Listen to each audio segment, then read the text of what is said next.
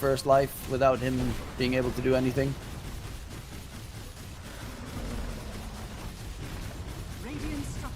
Upheaval coming out, full duration. Oh, they want to pop that first life. Nice cookie back. Can just heal up. Oh, waste. In the meantime, just chilling on the high ground. Gets a kill. Thank you. Sure. He's got art. He's got 91 HP regen. On the back line, what is Nesphere doing there? That's a good question. I couldn't Thinking tell out, ya. enemy has vision here, bro. that might just be GG. Don't you hate it when you're playing a game of professional Dota and your nephew steals your mouse? Yep, must be a terrible feeling, as eSpoiled will now get themselves at least the 2 sets of racks, I think. Because tier 2 tower is still standing top. Why is difference TPing bottom? I guess to Kill one creep wave. farm jungle.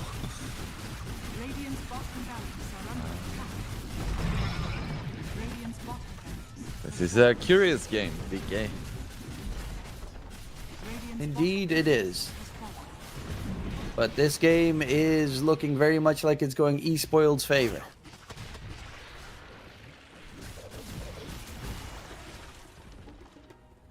Here to top all that is standing between eSpoiled and Mega Creeps.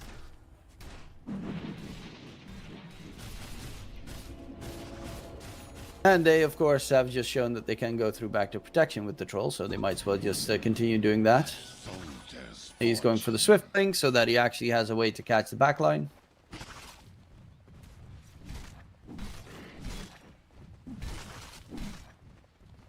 Oh, it's a catapult wave as well, so that's neat. Tormentor should be up soon enough. I think. I don't know. I don't know the timing on it. I think they killed it at 30 minutes something, 31 or something. Be soon. So, do you think eSpoiled should just take the final set of racks even without Aegis? I mean, I think he can take it with the Aegis. He still has a minute left on it. And they can't kill him. I mean, even without Aegis, they can't really kill him. Bristleback, in the meantime, going for a Wind Waker. That's kind of cool. Warlock?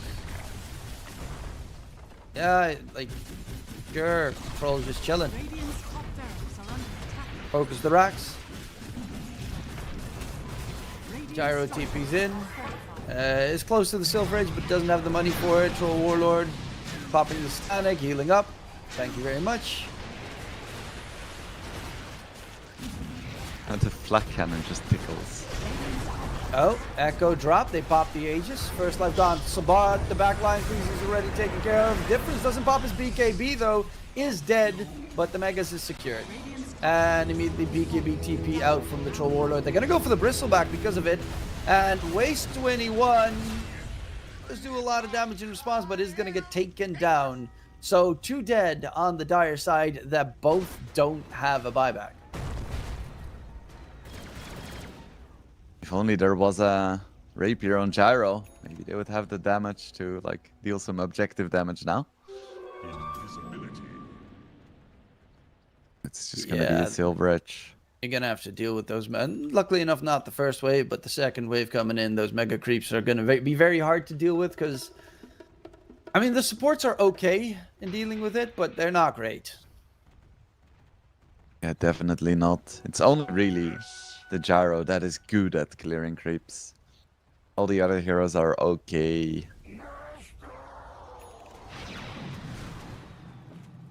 They are looking to at least put some pressure here on towards the Dire side with those 2 heroes dead. As Nesphere is walking about, has that Silver Edge now available for the break against the Bristle. Which is nice, but doesn't solve the troll problem. Yeah, you fix one problem, another one pops up.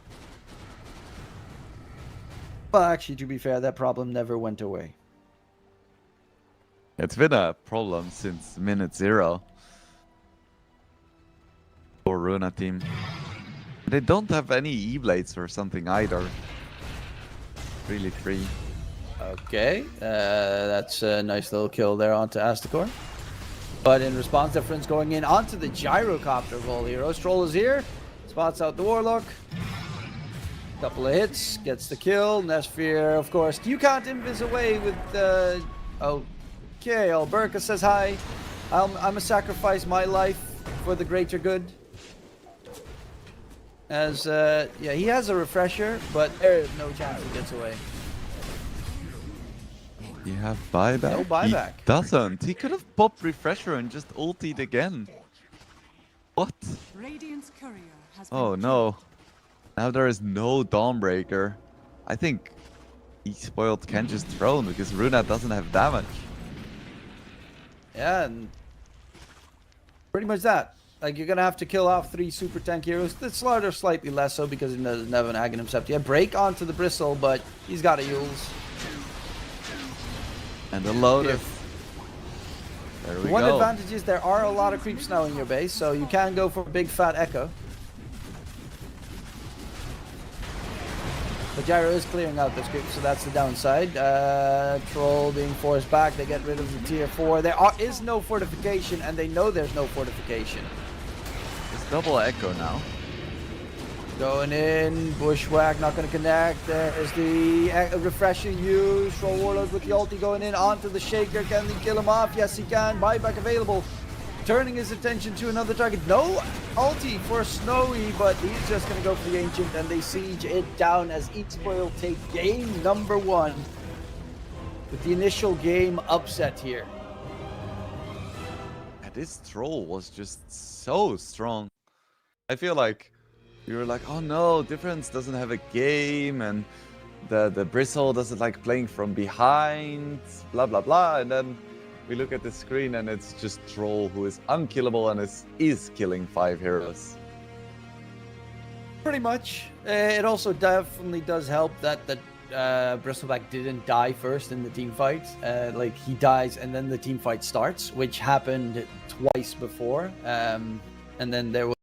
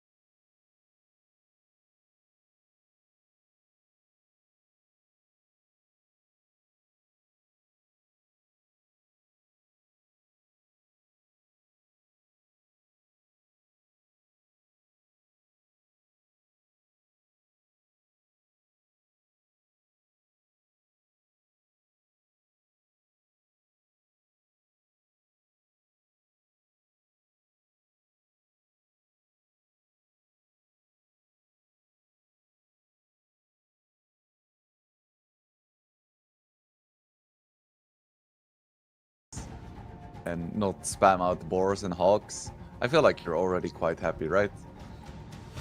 I mean, it depends on what his plan is, because if a Beastmaster just goes for the drums of Slam build, yeah, they ban out the Deucer, that's a good one. If he goes for the drums of Slam build to just be a big aggressive hero in the game, then yeah, it's not too problematic to deal with the Naga. But knowing Alberca, he really likes to go for the Crimson Guard pipe the drums shenanigan, where it's just yeah, full aura building most of the time. Mm-hmm. So I like the Disruptor as well against the Naga, because Song of the Siren, you try to TP out and then gotcha with the long range glimpse. Glimpse is probably the most reliable long-range TP cancel in the game, bar none. That is very nice to see. And just these Beastmaster or this Beastmaster plus Disruptor just shows me that Runa really wants to up the tempo.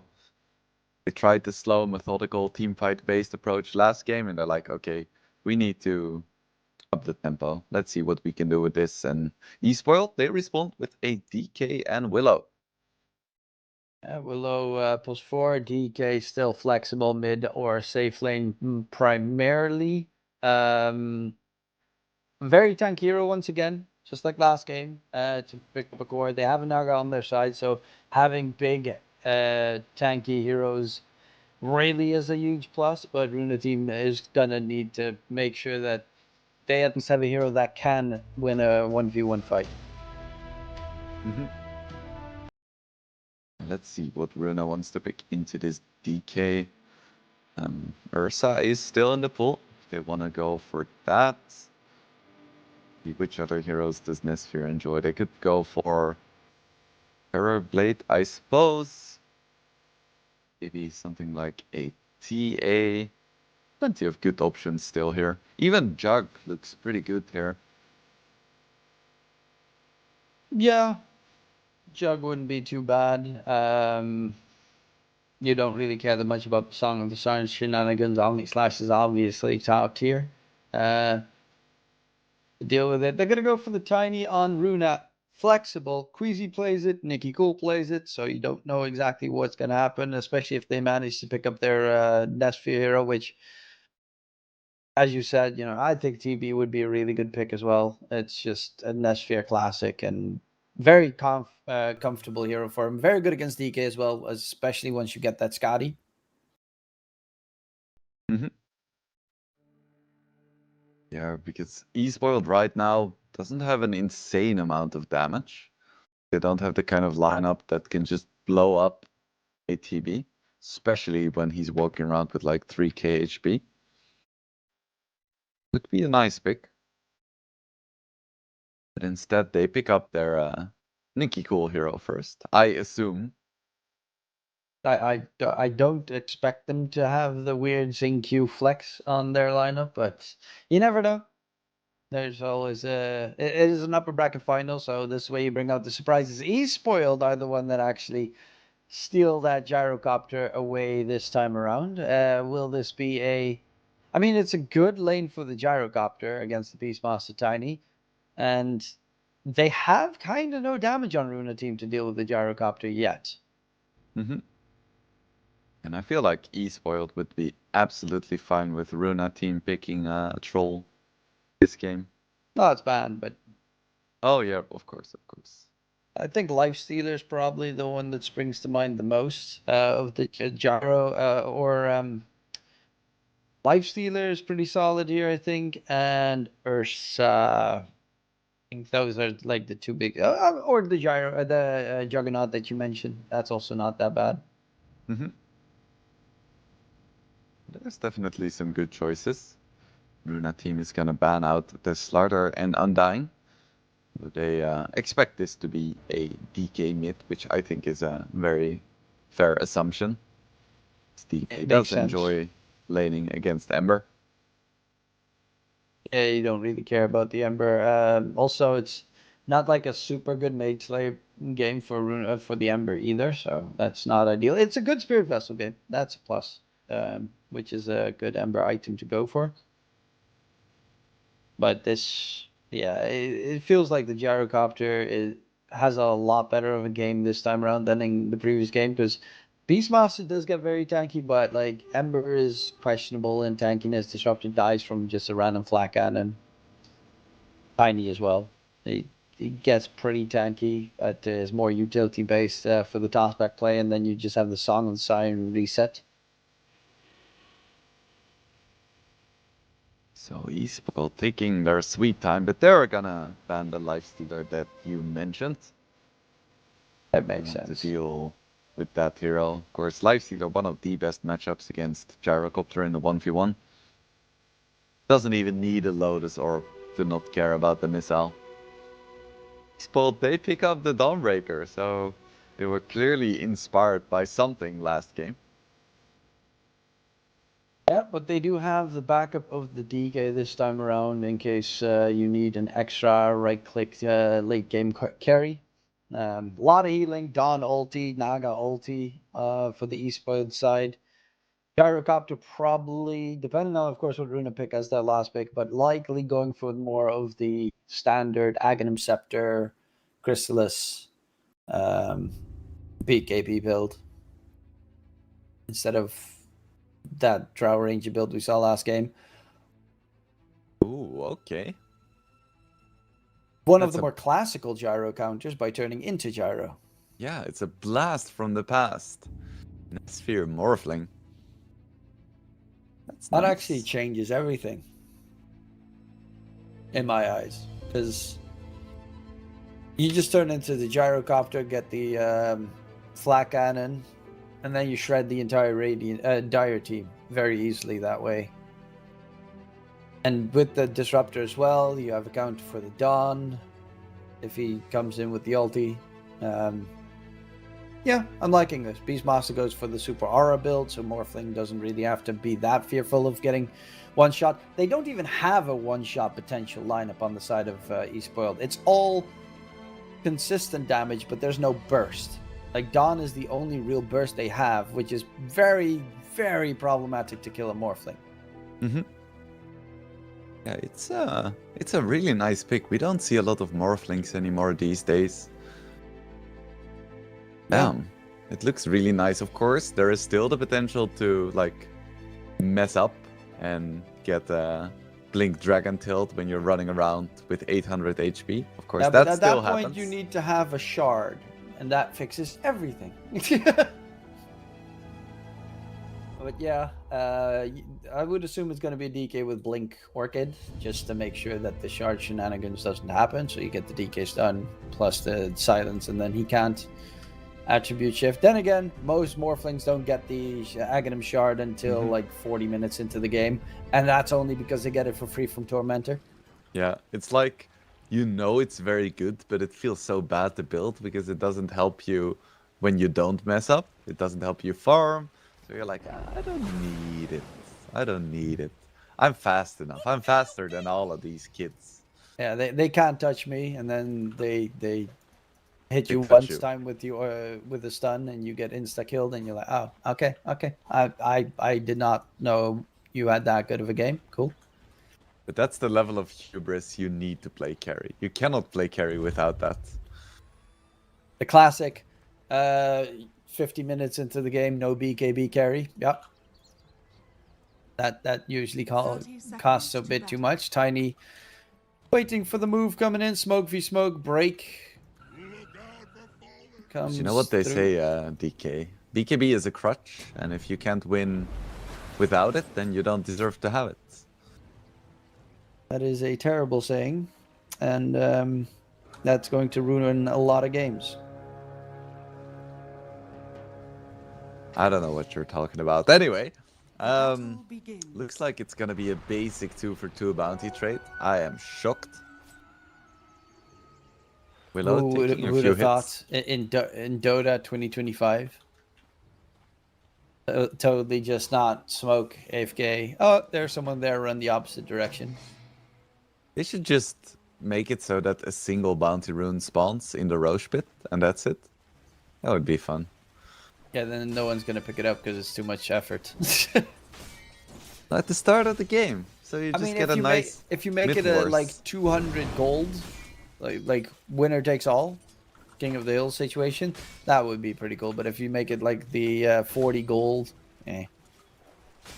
You think people wouldn't pick it up? I feel like even if a bounty rune was 10 gold, people would die over it. Well, yeah, but if you have a lineup that has a Morphling, you wouldn't even go for it. Fair enough. At least in pro games, I agree. I mean, even in pubs, Morphlings don't go for bounties. They attribute shift walk to the lane, and then the enemy team smoked up to try and catch him walking to the lane, and you get a free kill. Yep. Let's see if Snov has another really good game here in his lane. So far, it looks like the answer is yes, as eSpoiled have once again set him up for success with his matchup. Yeah, mid lane as well so far. Difference doing great against the Ember because, of course, it's DK. And even bottom, Morphling needs a couple of levels to be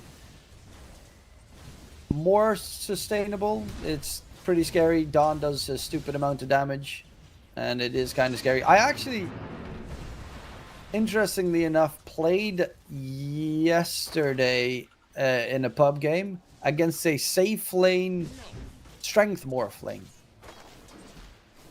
And it was one of the most hardest things I've ever done because at like 6 minutes in the game, he was in the lane with 1900 HP, and there's nothing. Literally just staring at him like, yeah, sure, cool. But can't you just out CS him because he No. doesn't have any attack speed? He doesn't have attack speed, but he has like 110 attack damage, so he doesn't need the attack speed. Because he hits the creeps way sooner than you can hit it. So it's like a very annoying combination. Not fast enough. I think we saw Mr. Thompson play with it a little bit as well. In the mid, I can understand because it's more of a utility hero then. But in safe lane, I was surprised. I got dumpstered though, and late game he also completely owned us with the massive cooldown reduction stuff. Yeah, pretty cool. Taking a bit of damage, getting lucky on the Searing Chains. Snowy is getting a lot of farm in that top lane against the Beastmaster. Yeah, he's gonna need stacks to catch up. They're already making some on the left side. Because Tiny doesn't do anything to help you in the lane at all. He's just there. Normally, that's why you combo it with... I mean, Beastmaster is not that bad because he can catch back up in the far jungle pretty easily. But like Timber Saws and stuff, you usually get comboed with Tinies because you just have no use of the Tiny. Dragon Tail coming out. Icky cool, taking a heap of damage in that mid lane. 2 of the 3 lanes going very well in favor of eSpoiled. Only bottom is Runa team slightly favored, but as I say that, Nesphere almost gets crushed. Luckily enough, there was no Starbreaker, otherwise Nesphere would have died. You think Nesphere has played a lot of Morphling in pubs recently, or is this just like old-time comfort? I would assume it's a combination. I've seen some Morphlings being played lately as well, in some of the qualifier matches. Is under attack. And I don't think... if you're an actual Morphling player, you don't, like, unlearn it. Classic riding a bike reference. Oh, Alberca is getting debated by the Aztekor illusions here. As Aztekor walks away to the side and no one dies. Oh, that was really nicely done. Nikki. And Nesphere gets first blood in the bottom lane in the meantime. Okay, so... early game advantage for the Dire side, but the first blood is for the Morphling. And he's going, of course, for that Vlad's build, which is still the go-to build on Morphlings. Feels so good. I remember when Lincoln's was the item for Morphling. You get it at like 13 minutes and you feel so good because you have regen. Yeah. I mean, you also did the same on Weaver, but Weaver didn't even need boots. which was even nicer. Good times, good times. Those were the days, my friend. You thought they'd never end. Snowy, top net worth. Nesphere right behind him, though. Difference and Alberca about tied, and Nicky Cool is tied with the Dawn. Obviously, the most important thing for the... Ooh, have a toss in the tower. Astacor gets his illusions crushed quickly, and a nice one. Queasy showing that, you know, Tiny can even be useful in the laning stage. Love to watch these tiny specialists. You're always like, yeah, this hero doesn't do much in lane, and then they make it happen.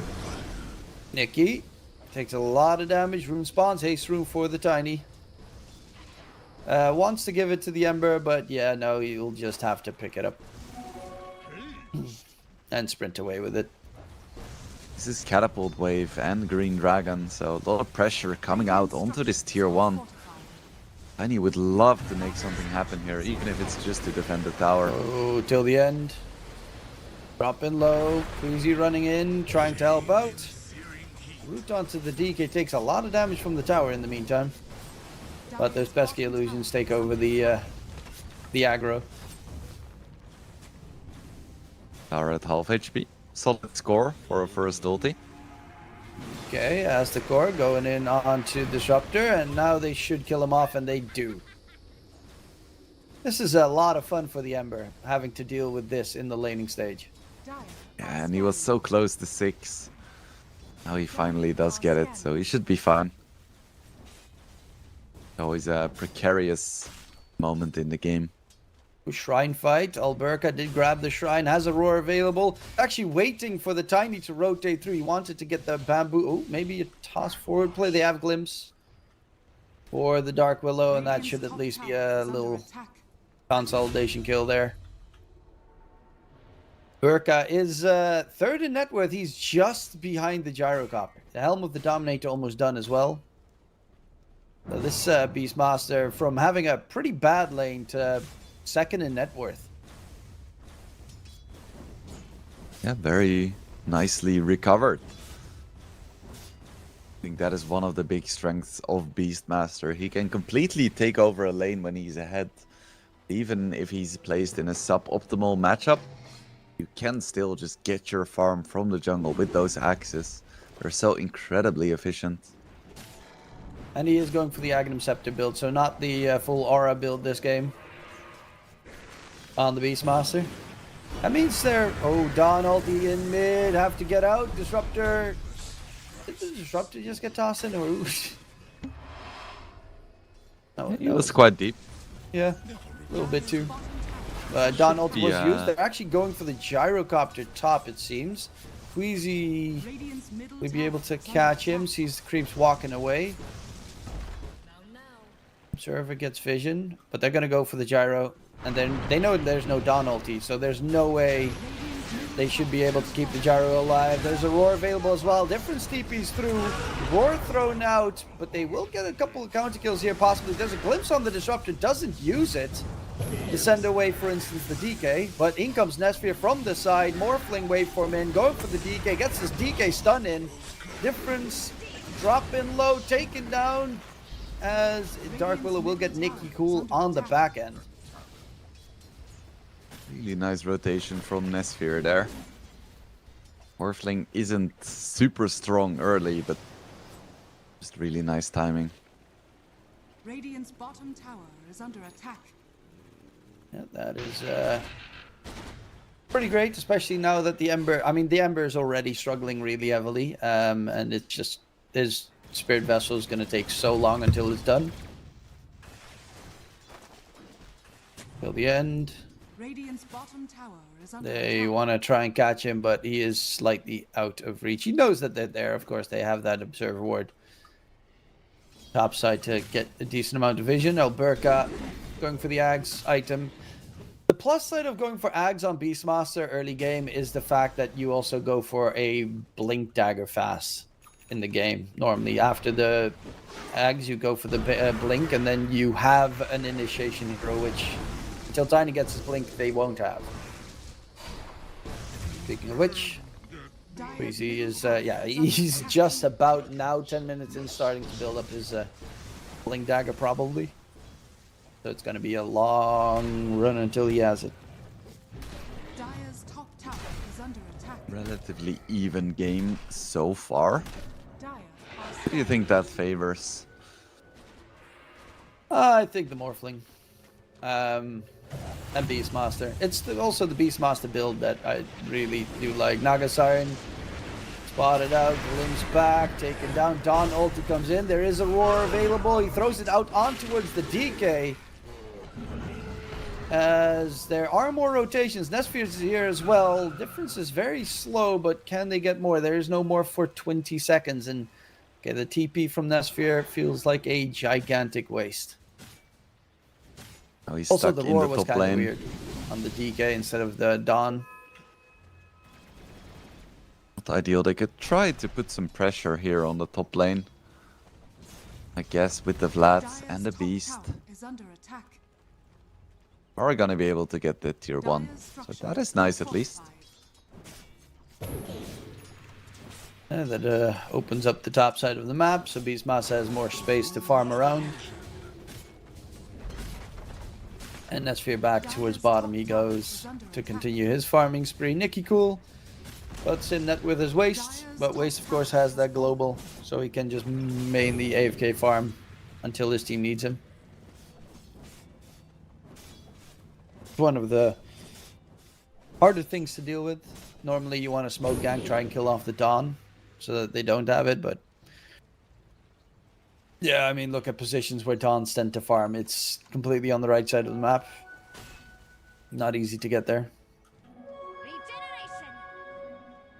Oh, Nesphere. There are a couple of Dieheroes heading for him. Has level 2 attribute shifts. The rest he's putting in attributes, so he is going for the more the more boring Morphling build. Who needs to shift attributes if you just have a lot of attributes? That Checks out. That's true.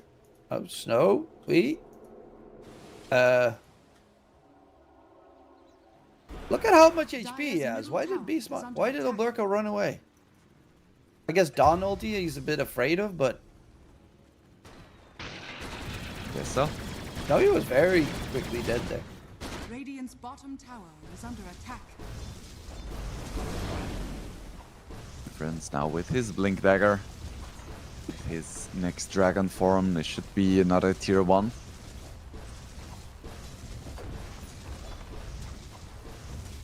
Radiant's bottom tower is So under you think attack. his next item is gonna be the Orchid we spoke about? I would assume so. You kind of need it. And Bloodthorn is a pretty good item against Morph because he's eventually going to get the Butterfly. Obviously, Manta will be there, but Silence is one of the best tools against the Morphling. And it also gives you, in general, Orchid gives you good stats. That or BKB. Bad. See a big fight in middle here. Static Orb, catch onto Dawn. There is the Song of the Siren, though. Terrorize. It's kind of interrupted in the response. Snowy, no call down just yet. There's going to be a toss up to creep forward. Nicky Cool dropping low. Does get taken down. Roar comes out late to the fight. And now they just have to run away as it is problematic. But there's a blink on the DK. And a stun in 1 second. Going up the high ground, going for Alberca. Dawn ulti comes in as well. Onto Alberca. He's gonna drop low. A lot of damage. In comes Nesphere though. With the flat cannon spam and Morphling times Morphling equals everyone dead. Oh, that's that flat cannon from Nesphere right there. With the amplified damage rune as well. Split second and everyone dies. Picks up a quick 3. Still, it's a 4-4-3 in favor of eSpoiled, but Dire's middle tower is under getting a attack. bit worried about this Morphling, like you mentioned. I don't think he's gonna be as unkillable as Troll was in game number 1. I don't think it's that kind of matchup, but it's still quite scary. Yeah, it's hard to lock him down, really, this game for the Dire side. They have 2 roots, and like homing missile stun, you're not going to connect. Dawn stun is, yeah. DK stun is the only reliable one, and that's like 1 stun Dire are scared. to try and burst down the Morphling. Who, speaking of which, there is going to be a jump in on the back line, going for difference. Till the end on the other side, has Static Storm available soon. This they will go for difference. Yeah, he's going to get glimpsed if he tries to run away, so there's no running away. And they give it to Nesphere for good measure, who is almost done with his Manta style. Alberca's Axe is 300 gold away from being done as well. So gonna be some big timings. At the same time, this Gyro is playing Gyro and not Drow Ranger. Yep, is close to the BKB. They catch Dark Willow. Static Storm came out a little bit too late, but he's going to get glimpsed back. Nicky Cool, Spirit Vessel charge. Kill goes to Queasy, but Nicky Cool keeps those charges going on the Ember Spirit.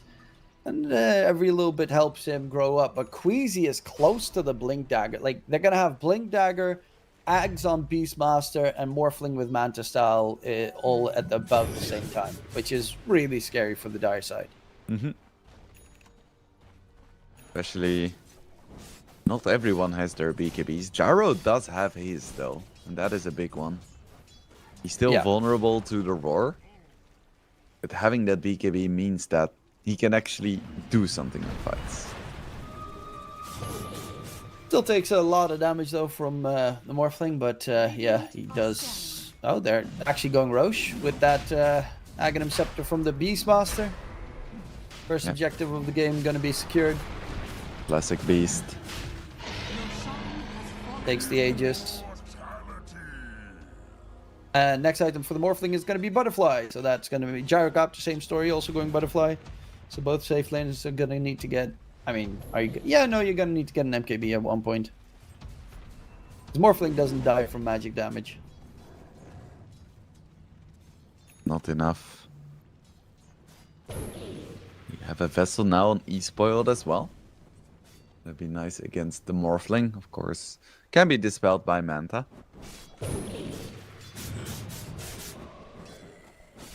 There's Nicky Cool. What's he going for? Okay, it's now ahead of Waste. So, but the Dawn is about 900 gold away from his Aghanim Scepter, which is going to be a really good item for the Dire side. Difference is going for his BKB. DK has fallen off a lot in farm. And is just past the Disruptor. Otherwise, oh, he actually walks back towards the Disruptor. Difference. Get the vision around the corner. Yeah, he hides around the perfect tree. And they're going to go for the tier 2 tower top on Runa. Dire's top tower is under attack. Really like the Aegis on the Beast. He is easily the strongest hero on the map right now. Yeah, very tanky. Close to his Blink Dagger as well, so you have that initiation. Tormentor is going to spawn soon in a minute and a half, so opening up that top side is going to be very useful to be able to secure the first shard of the game. Nicky Cool doing a pretty nice job getting back into this game. Being annoying, getting his utility items. Oh, they're smoked up. Smoke breaks. Nicky Cool is under ward vision. And there's an immediate jump in. Queasy tries to help out with the avalanche, but he's going to put himself in harm's way. Charging forward, roar, and the toss back at the same time, but Queasy is the second one dead at 50 seconds until the Tormentor spawns. So a great mega kill streak now for the Gyrocopter. And they open up potentially the road for the Dire team to get the Tormentor topside. That's gonna be a big boon. It doesn't look like Nesphere is super interested in trying to contest that, at least for now. But Beastmaster is close and it still has the Aegis as well. Doesn't look like eSpoiled is committing. Yeah, it's kind of interesting. Both sides not really interested in it at all. Okay, Nesphere is going to take TP together with the Tiny. They are going to go for it. They should be able to get it. eSpoiled is not close enough. There is a Naga with a song, which is cool, but I don't think that you really can't changes steal things. the Tormentor. Not like it's an Aegis or something. I mean, you could technically with the Deluge, but... Oof. That's the worst possible shard to Yep, get, though. that's a horrid shard. He It's doesn't stuff even like have tree grab leveled yet. Oh, Disruptor glimpse. shard is super Onto great, Naga. but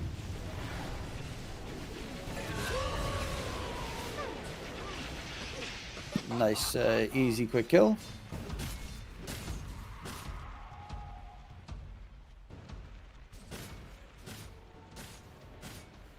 At least it does increase the damage of thrown trees by 100, so... Yeah, no? I guess so. The Aegis will expire very soon. I feel like at that point, eSpoiled may try to go for some more aggressive plays again, especially with the DK BKB. Because they've just been chilling for like the past 5 minutes. Yeah, Gyrocopter's almost done with the butterfly. Morphling went for a dragon lance in between going for the butterfly. But yeah, that age is about to expire in 45 seconds. And I guess the second Aegis is the more important one almost always because of the banner. Nesphere scanned up. They're going to jump him. And Nesphere feared up. Can he get away? No, he cannot. No shard. No chance. Big kill coming up for eSpoiled. And a great scan to catch him. Yeah, very nice. At this stage, Morphling definitely still mortal. And I feel like that may not change. Like, even if he is 6-slotted, there is a lot of chain disable on eSpoiled. Like, just having a stun into a terrorize into something else, that's like a solid like 6-7 seconds of stun. You're gonna be able to burst if he has through shard, then a he's morph. gonna stand there with like 4k HP all of a sudden. Is under attack. I think even that is still killable. Dire's bottom tower has We And will that's see. also if there's none of his teammates nearby. Radiant's Because you have the That is a Beastmaster big Blink caveat. Roar and the Tiny with the Avatos initiation.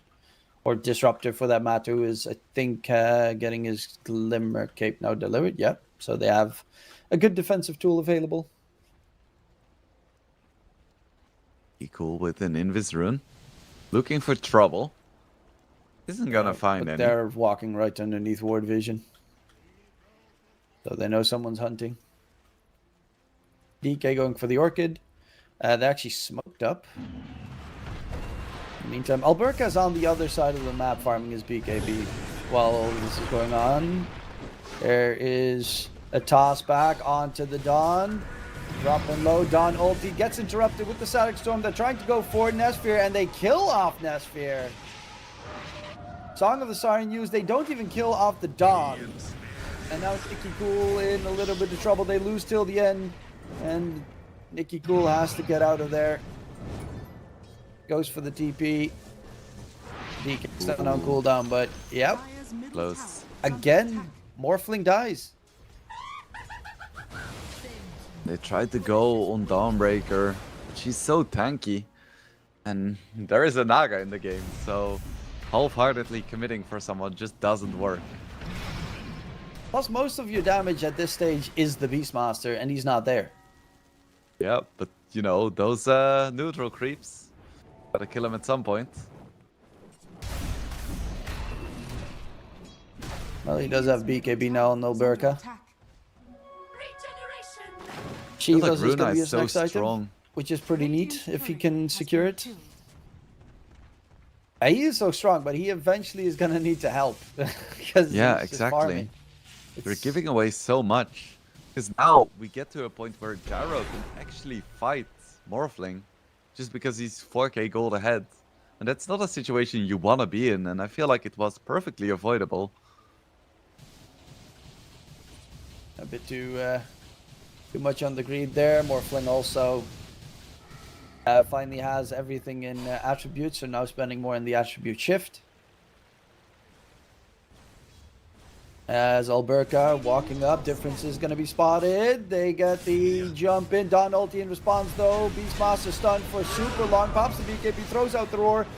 Pass comes in, and Astakor actually gets yeeted onto Alberca, which will be a kill coming in. As are they going to go back for more? Nice Abbott onto 2. Glimpse onto Waze. Dawn's going to get Glimpse back. Held next to the Morphling. Do they have the damage? They actually don't focus down the Dawn. Finally falls. Nicky Cool glimmered on the side. And the TP out from the Dark Willow. DK gets stunned up thanks to the homing missile from the Gyro / Morphling. As Difference gets glimpsed into enemy territory, taken down, and they do manage to get a great fight in their favor. That looked like it was going to be a pretty tough one with how long it... well, Alberca just couldn't pop his BKB for the longest time. Yeah, that could have gone wrong, but it went so damn right. I feel like Dawnbreaker is really struggling. She doesn't have a BKB yet. Maybe she should have been in the jungle farming hers. I mean, I think she did. Like, that's the worst part. Feels bad, man. Gyro does almost have a Satanic, though. Gyro is very tanky, but the rest of the Dire team is also pretty tanky. However, there's also a counter to that soon enough with the Shivas being built up on Beastmaster. Yeah, Dire is very tanky, and Radiant has a lot of damage. Yeah. Nicky Cool is playing so well for the amount of net worth that he's had essentially this entire game. Feels like Nicky Cool's kind of the reverse Difference, right? Yeah. Difference, he really likes to play fast. He's going for these huge risks. And Nicky Cool's like, no, I'm just gonna buy support and defensive items and just kind of be annoying. Which he is, because that fight, he kept 3 heroes busy for like a solid 15 seconds, and then he just walked away. Now he has a BKB available as well, so hard to kill. Gyro is in the Roche pit.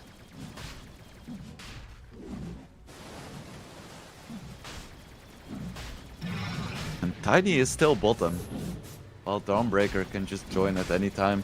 Is now spotted. The Tiny TP's in. They scouted out till the end. Glimmer Cape comes up. Avatars onto DK. BKB versus BKB. Song of the Siren comes out. The Roar gets thrown out onto the Naga Siren. Dawn ulti as well. Beastmaster trying to kill off the Naga. He's still alive. Alberca dropping low because he's the only one BKB. Morphling comes in with the great flat cannon damage. Avatars play. Static Storm connect till it's going to catch the Gyrocopter before his BKB ends. Gyro trying to stay alive, but he's going to get overwhelmed. Nicky Cool taken down. Roche actually smacks down the Dark Willow. Or the final hit there as Waste 21 is on the run. Amplified damage right in front of the Roche pit as well for Nesphere. Don't mind if I do. In the Roche he goes. And I mean, that fight even went kind of wrong for Runa because the Beastmaster there blink roar onto the Naga and just couldn't kill off the Naga. And everyone was hitting the Beastmaster because he was the only one BKB'd. Yeah, but overall, just kind of an awkward engagement by eSpoiled. Just jumping in uphill without the team nearby and losing half of your HP, having to BKB. It's just, I feel like eSpoiled, they're at a disadvantage, but also just the fights they're taking, not ideal, for sure. Yeah, they're having a struggle. Alberca is stupidly tanky, as we've seen time and time again. He's also close to that Shiva, so with the plate mill added on top, even more armor. Currently, because DK is also a green dragon, so all of his spells are even physical damage. Dawn is mainly physical damage at this stage. Yeah, just a ton of armor is hard to get through that Beastmaster at this stage. Morphling is close to Snowy again in terms of net worth. He's got the butterfly now as well on the Morphling. Forces the Gyro to go for the MKB, which is kind of the funny aspect. While Morphling is going for a Skadi against all that nasty healing from the Dire side. If they have Shivas and Skadi, there's just Satanic ain't doing anything. Oh, catch onto Ember. And this time they do manage to get a quick kill. Roar thrown out onto the DK. Yavatas in as well. DK is dead. Glimpse back the Dark Willow. They find two. Alberca coming in with the damage here on that Beastmaster. God, I've missed Aghanim Scepter Beastmaster. Yeah, Radiant it's so structures strong. are fortified. Just the amount of pressure coming out, the damage, The healing. everything. No matter how many times this item is nerfed, it's still so good. Dire are scanning. It is so strong. Snowy, though. There is Queasy chasing. But Snowy is fast enough to walk out of there. In the Dire's meantime, middle tower is under top lane. Okay, there he's going to TP top. Nashvi is going to go for the tier 2 in mid. And closing in towards that Scotty, which is almost done. But yeah, you have 3 cores at the top, 2 of them being Radiant. And then 3 cores kind of neck and neck. And then Queasy right behind those cores.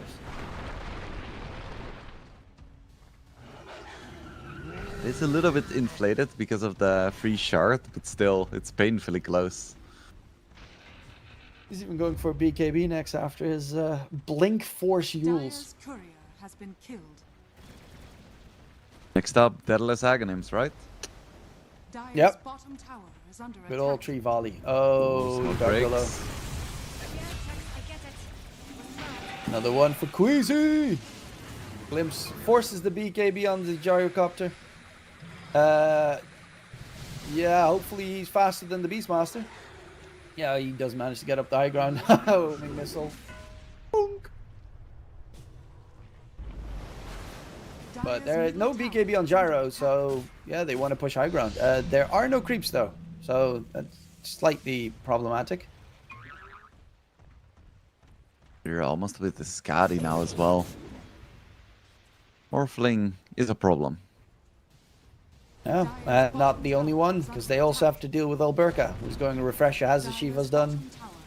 He's got 34 armor.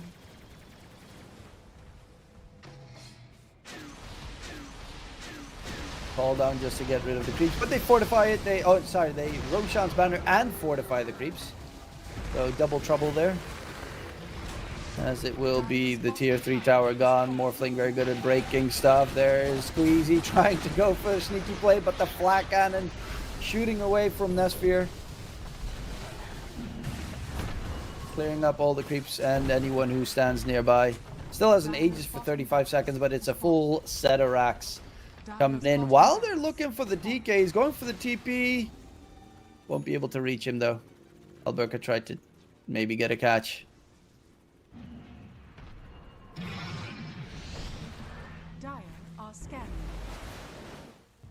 Or Gyro, still working towards that MKB. It's like the only reliable source of damage. One to Morphling. It's the beauty of the game, right? You've got Gyro on one side, and you've got a stronger Gyro on the other side. Morphling, fun stuff. Difference has the Bloodthorn. Could help them try to burst someone down. Doesn't have a TP though. Forced to pop the BKB. As Alberca is gonna get silenced up. Not gonna. I thought maybe he's gonna go for the roar there, but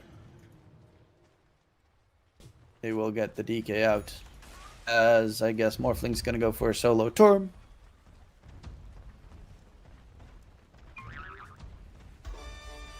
And a free shard, this one for the Disruptor. Till the end. In the meantime, Disruptor is also close to the Ags. So add in another really strong late game tool. And they get a catch here. Oh, Dark Willow. Avatos. Call down. Try and clear the creeps. Glimpse onto Dark Willow.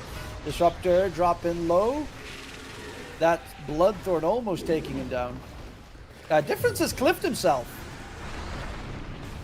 They know he's cliffed himself on the high ground. Song of the Siren needs to be used. There's a gem dropped because Till the End died. And Difference gets the TP out of there. Buyback from Till the End. Snowy is going to get jumped. BKB, Dawn ulti comes in. Static Storm thrown in the middle of everything, but the Morphling pumps out a lot of damage. The roar comes out onto the gyrocopter. Can the Morphling stay alive? No, the Morphling is dead. Snowy, is he gonna fall? Yes, he is to Alberca, the Beastmaster, and he's still going in for more here. He does get stunned up, so his drums get slowed down. Everyone dies in the meantime on the Radiant side, and a huge engagement here for eSpoiled, who might have just saved their life. And now that's a fight. Finally, the gyro was in the middle, actually dealing damage to everyone. A Morphling was silenced in that fight. He got hit by the Bloodthorn and after his Manta, so he couldn't use Attribute Shift. And That's of why he's course, going BKB. I was gonna say, Morphlings tend to be allergic to BKB until this happens. And Snowy is going Rapira Gaming. Let's go. I hope he does fully commit to it. Oh, he's going for the Daedalus first because he has the recipe. Okay, that's going to take a long time then.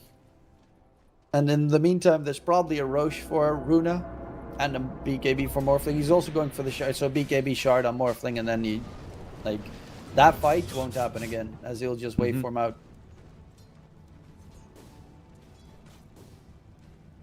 But even then, Alberca 1v at the end there, and almost a 1v4. This beast hero seems decent. It's a pretty good hero. Does quite interesting stuff.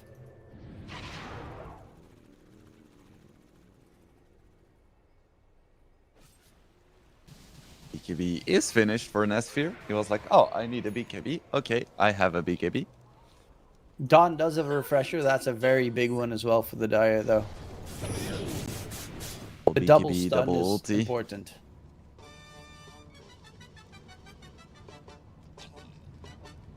Because in that fight, Nicky Cool got blown up instantly. He barely had anything to do in that engagement as he got crushed by the Dawn ulti. Yeah, having that double disable through BKB as well as the healing and the mischance. Oh, the is mischance really, is really not good. there anymore. All right, they changed that. Now it's just a lot of healing, but also the fact that you drop so incredibly fast, which is useful most of the time. But the other one was kind of cool with the whole floating over the sky, moving around. This one makes more sense. I like the flavor of the previous one, where it's like we've all had the situation where you're trying to look at something and the sun is just in your eye and you can't see shit. You just get blinded. Oh, Astakor. Arcane room for Nicky Cool. Roche is up. So it is going to be a big one to secure here for whoever manages to pick it up. Obviously, one bad fight from either side, and this game turns on its head. There's going to be a jump in, but not a stun onto Queasy. Gets out in time. They're going to re-engage onto difference. Dawn ulti #1 plus Song of the Siren comes out. As they will continue the song here, but the Morphling is just gonna goes right with the BKB charge forward, going in for Snowy. Snowy pops his own BKB fear onto the Morphling. He's still going for the fight. Queasy with the Avatar take down everyone on the Dire side. They bought back on the Dark Willow, and that is, I mean, that's just game, right? There's no buybacks on any of the Dire cores. And Naga survives. Dark Willow is here, but they cannot defend against this. Morphling plus Beast is just gonna remove your towers. Looks like this is indeed gonna be it, and Runa's gonna be able to force it to a deciding game number 3. Gyro is not a recipe for success in this series so far. No, Gyro, both games have lost. Would assume it's going to get skipped in game number 3, though, because of exactly that reason. Or we get to see it as sport.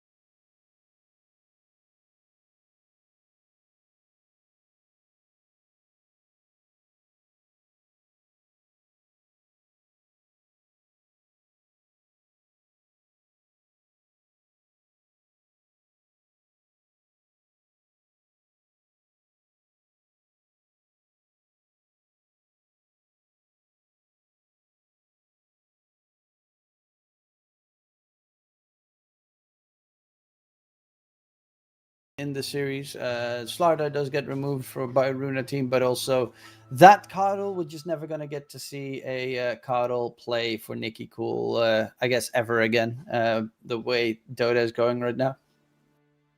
He doesn't get his Coddle, doesn't get his Shaker.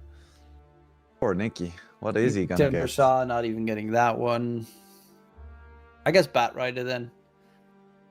As one of the more surprising ones. There's another Alberca Beastmaster, very likely, though, as, I mean, because the hero is so flexible, you got the aura build, you got the Helm of the Overlord build with, well, all the auras, or you have, as we saw last game, the Aghanim Scepter build, where he looked very strong with.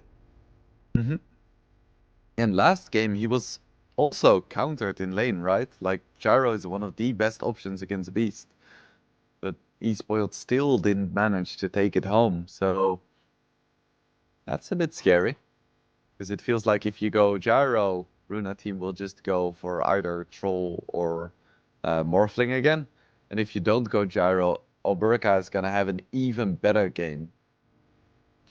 I mean, there are a couple of heroes that are still decent against Beastmaster in the lane. Bristleback Safe Lane, for instance, is another one that some people tend to go for. But yeah, the Warlock does help, I guess, for eSpoiled in dealing with the Beastmaster. Fatal Bonds and a lot of AoE damage because of it. But yeah, trying to stop this Alberca Beastmaster is no small task. Mm-hmm. It's one of his signatures for a reason.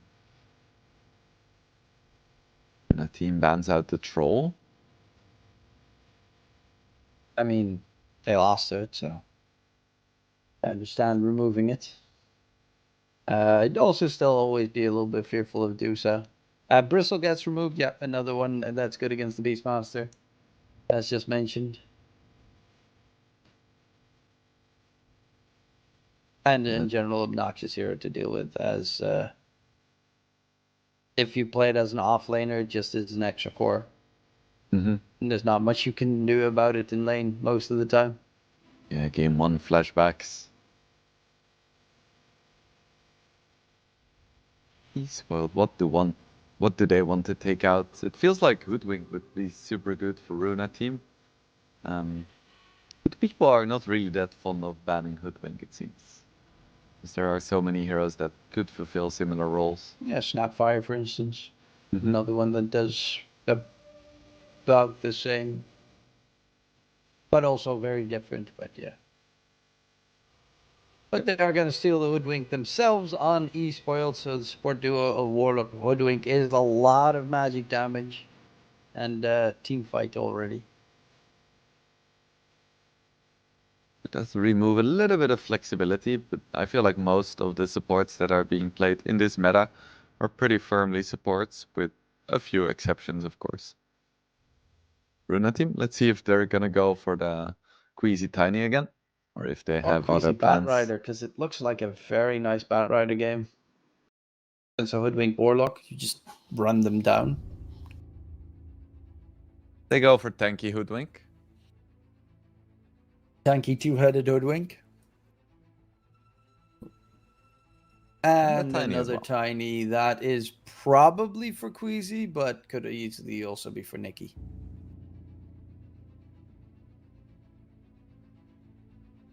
Yeah, they have so much that is left unknown for Runa.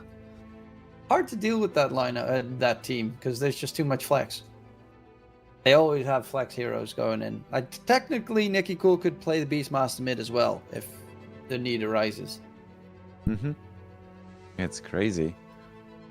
Because if they pick something that is a bit weaker in lane, they could just run Beastmaster Jakiro as well.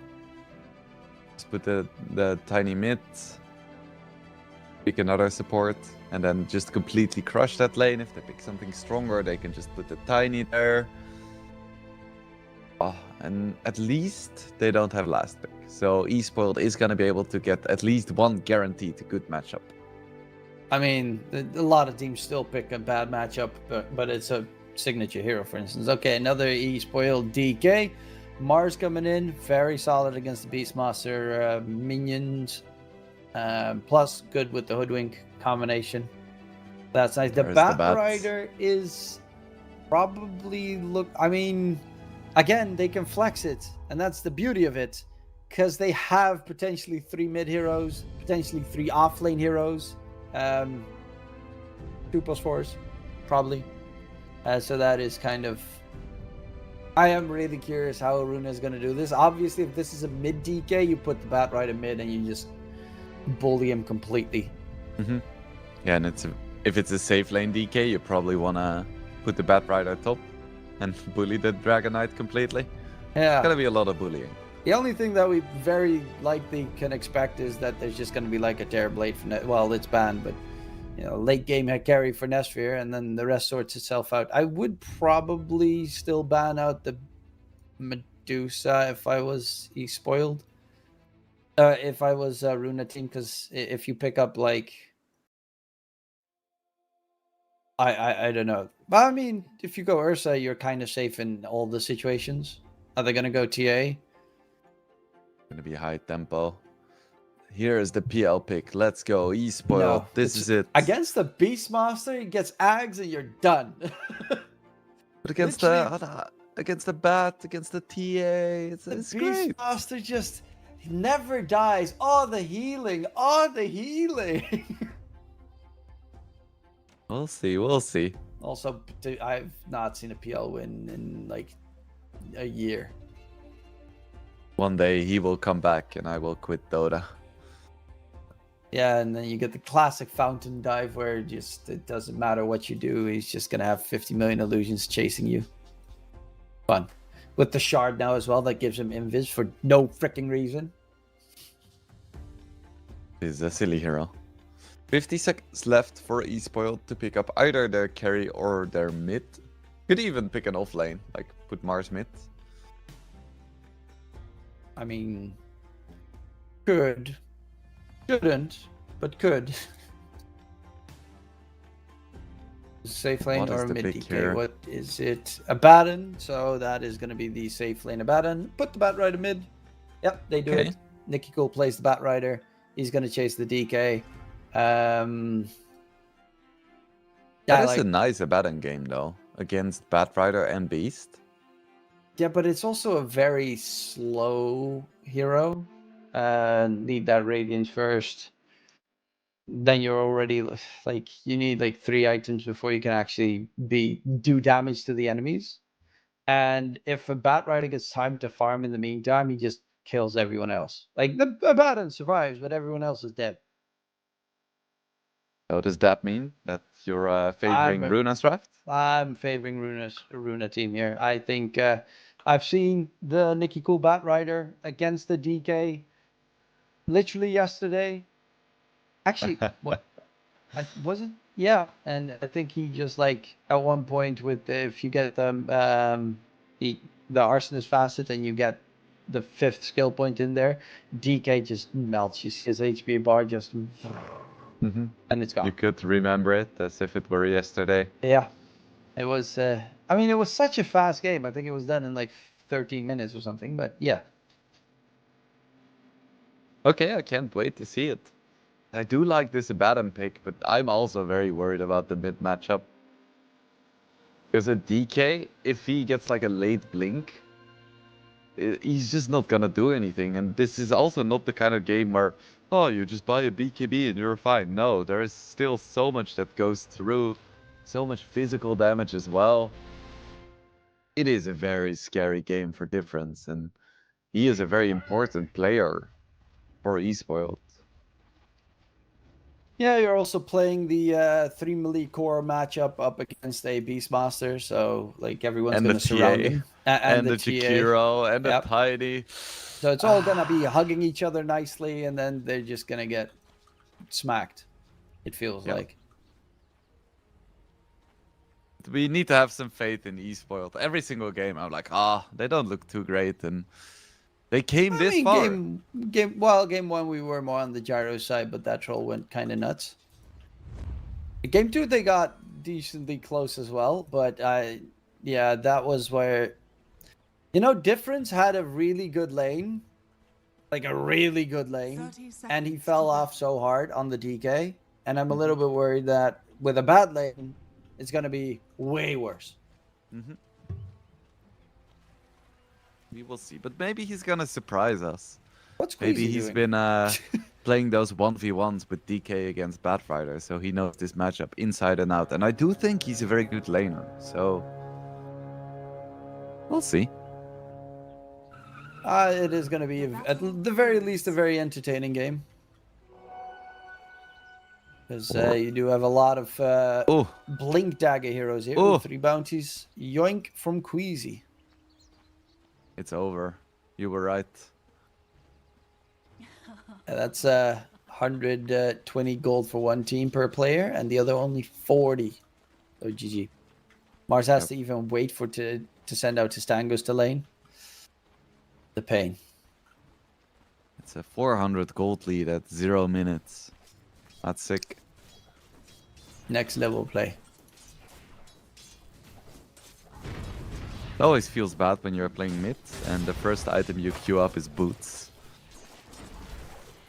Yeah, that kind of shows you exactly what's going to happen here. Also, not a bottle wielder on the DK, as he's sticky napalm stacks are kind of scary already. If Nicky Cool gets his level 2 flame break, oh, actually, difference going in on towards Nicky Cool, who does not have his level 6 just yet. A lot of stacks here onto difference. But luckily enough, Nicky Cool doesn't have the damage to chase it down.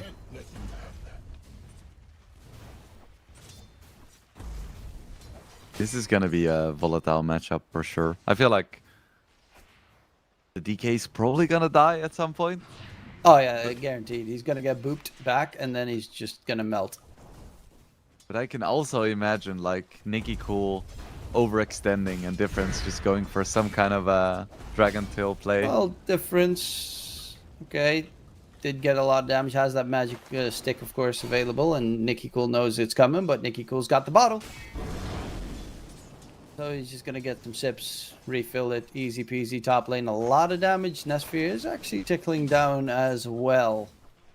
As bottom Queasy's just pulling the creep waves behind the tier 1 tower. Oh, top side.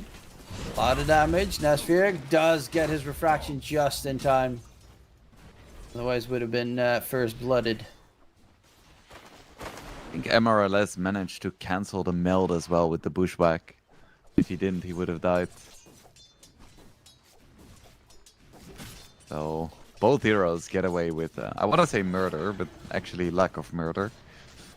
Yeah, a little bit unfortunate for them. Nicky Cool in the meantime, mid. DK is just getting bullied back the entire time. Nicky Cool's got them full on retreat mode. He should really get that full magic wand because he's just chilling with that stick. 10 max charges. Radiant are scanning. Every single time it's full, immediately uses it. Oh, Nesphere. As he's going to stay hidden, get speared out. And it is going to be the Lotus yoinked by the Hoodwink. Radiant's courier has been killed.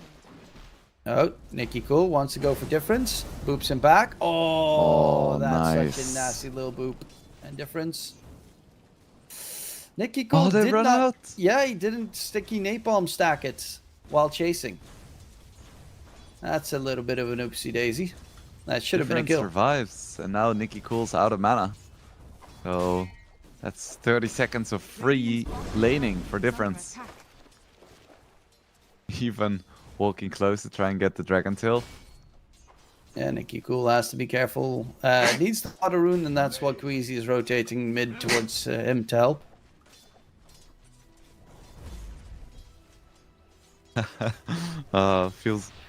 Feels so good to see Nicky Cool just running at the bat. There's a rotation in though. The supports are running from both directions. Difference is gonna quickly get that water rune as well. They're looking for the DK. Toss back onto the bat.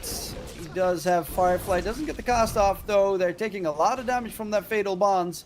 And Difference is out of range. Nicky Cool is actually in a bit of trouble here. As same for Queasy, he's going to die. Taken down, first blood secured, and Nikki Cool forced to TP back to base. Ooh. I feel like MRLS just has bigger AoE on Bushwhack somehow. Like it's always these huge pushbacks or dragbacks. Gets the first blood and difference. He's now leading in CS. Yeah, difference, you know, slight little mistake there from Nikki Cool first on forgetting to use the sticky napalm, loses the stacks for the kill. And afterwards, another little unfortunate mistake. There is going to be an attempt. Difference got tossed back, but a great bushwhack again from MRLS. Can they chase down Difference? They're going to go for the tower dive. He will burn and finally taken down. It's also when the Tiny tossed back the DK previously, where they managed to kill off the Tiny. Like, Nikki Cool forgot to pop the Firefly, so when he landed on Nikki Cool, there was no fire underneath him, so he didn't even take the extra extended damage from it. So a couple of mistakes there from Nikki Cool on the mid-bat. But luckily, he has a team, so they do manage to find a kill on the DK. And at the same time, you know, both their carry and their offlaner are doing really well, even without the support. So that does buy them the space to move. It's really nice. Yeah, this is also free experience time for the Beastmaster. And speaking of which, Alberca takes a decent amount of damage there with the Fatal Bonds. Queasy rotating back to help bottom side. But same with the TA top, he's getting free experience, faster levels. Can't be soloed by the Mars. Radiant structures are fortified. But Jakiro can die. There is no mana on the Mars. They take down Snowy bottom lane. Okay. Just too deep, and Beastmaster does have a lot of slow.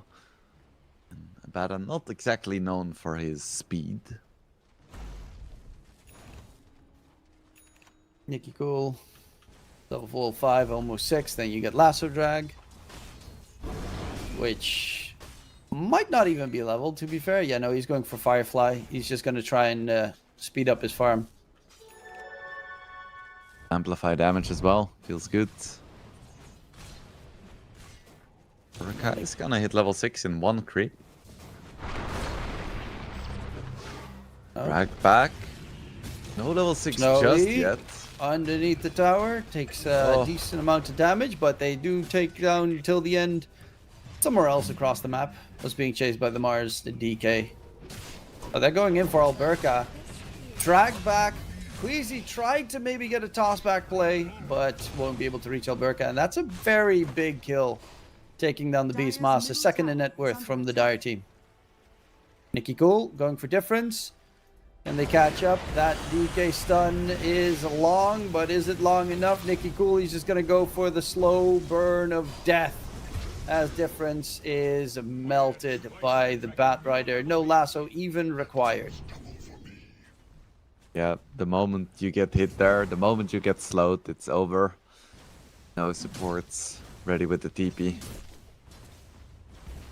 Because you don't beat Batrider in a 1v1. You beat a Batrider with your team.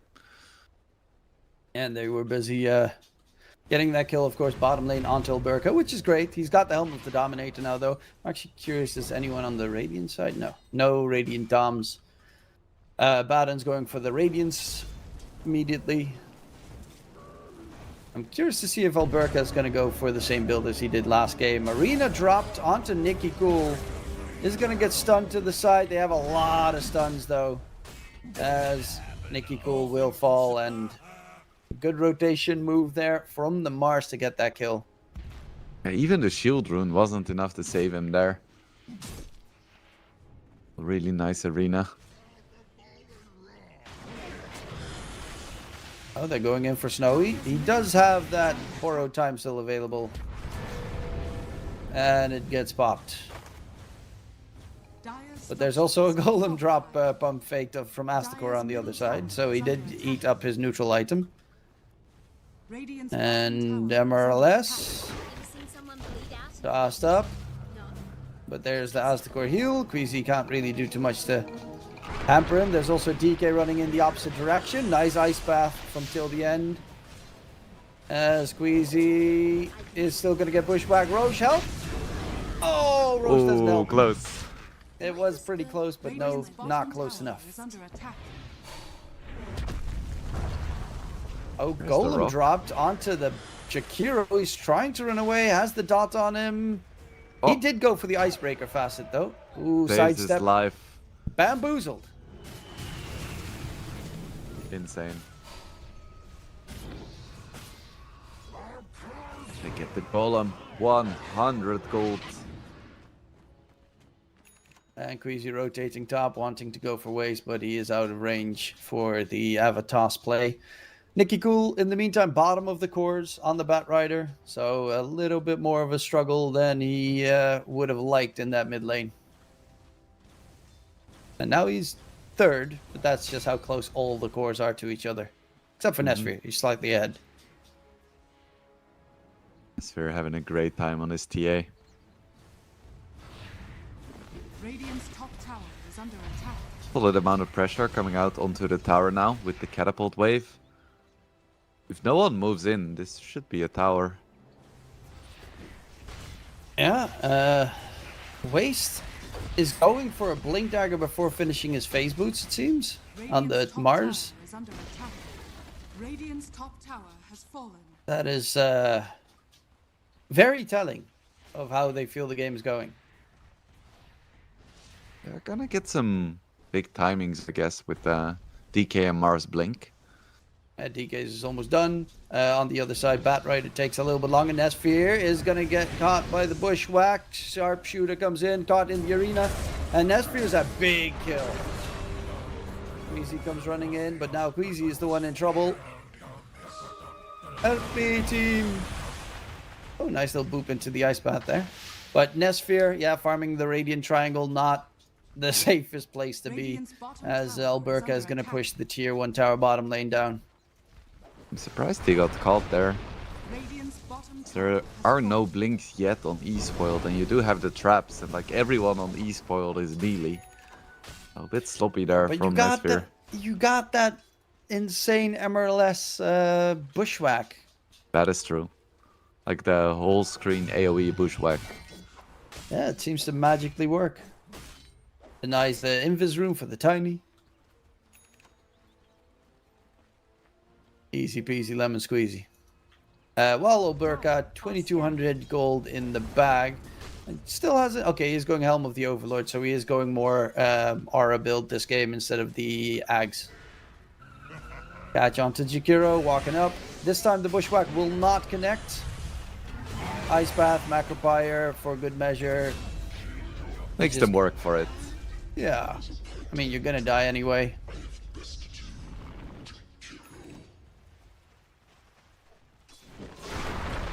Well, No, unless he's we're farming still- up top lane, mid, Queasy. Gotta be careful. Is gonna get hit by the bushwhack. Taken down as well. The Blink Dagger on both Radiant cores are available. Snowy is close to the Sacred Relic for the Radiants. They're getting their items and they're getting aggressive behind it as well. Funny how eSpoiled is 8-3, but still 3k behind. It's just that Bat Rider, Beastmaster, and TA just farming jungle like maniacs. And Esfir's also almost got the Deso now done after his Dragonlance, which opens up, especially with the Beastmaster, Helm of the Overlord, Roshan capabilities very easily for the Dire side. Something that the Radiant side is not good at, because Abaddon needs 3 items before he's okay at taking Roche. Mm-hmm.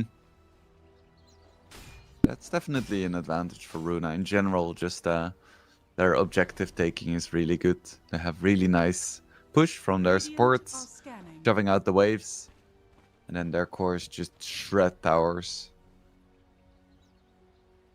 Nicky Cool has his own last blink available, so has that lasso catch. Also is now ready with the sticky napalm max level, so has the rundown if need be, but is going to need a BKB quickly till the end. Jakiro is just going to die once more.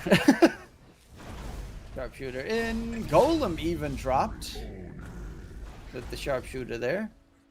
Lot thrown. Alberca knows no golem. Okay, sure. Is anyone still left? Ooh, there's a nice 100 gold warlock golem here.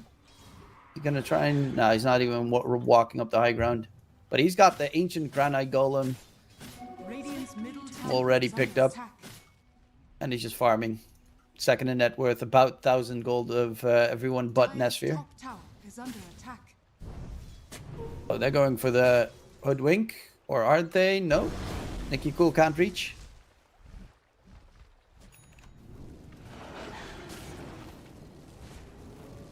And gank attempt there from Nicky Cool, which slows his farm down. As all the farm in the area is Alberca's and not Nicky's. Dire's top tower is under attack.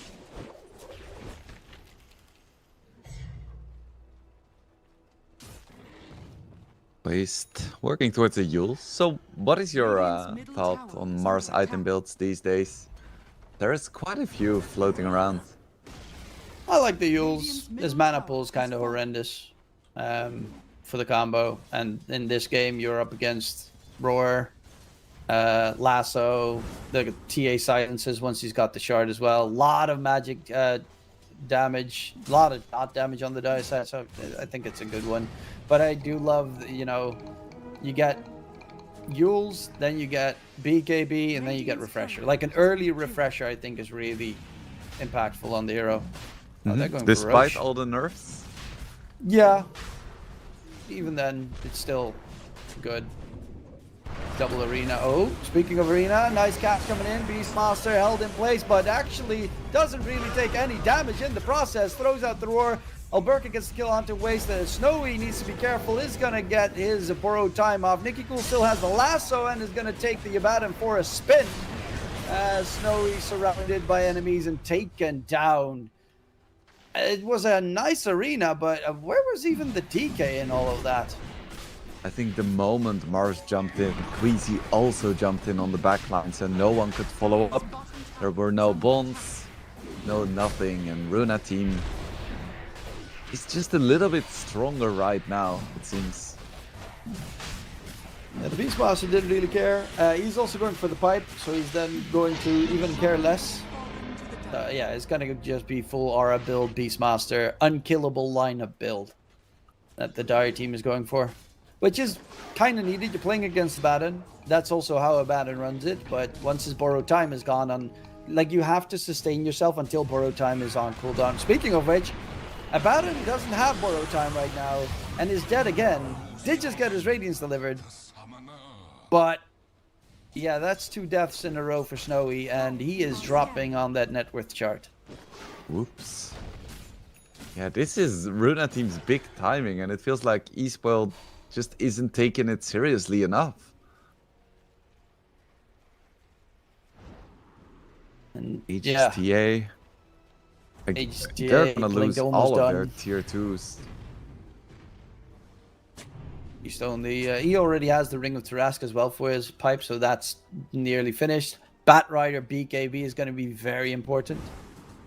As once he's got BKB pop, they actually can't kill him. Like, they have only magic damage right now. DK does nothing, really. Hell, DK will probably even be ran down. Oh, Queasy?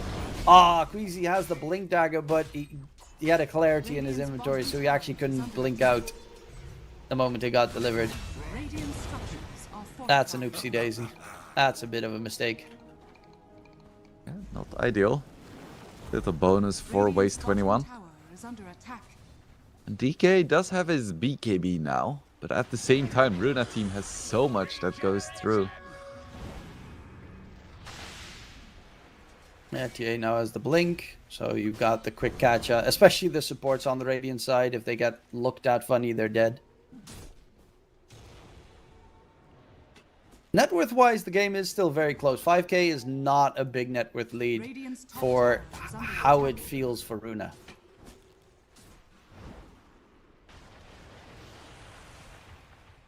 We're working towards a Solar Crest. Just a support lifestyle. You have nothing. You hope you get a greedy neutral item. So you get some gold. In mid, they're going in on the Jakiro. There's the Rohan difference. He has that BKB, but can't even get the cast off. The stun lock is there till the end, doesn't even die. And difference, like they don't even need to wait for BKB. Just roar, Avatar's roar, dead.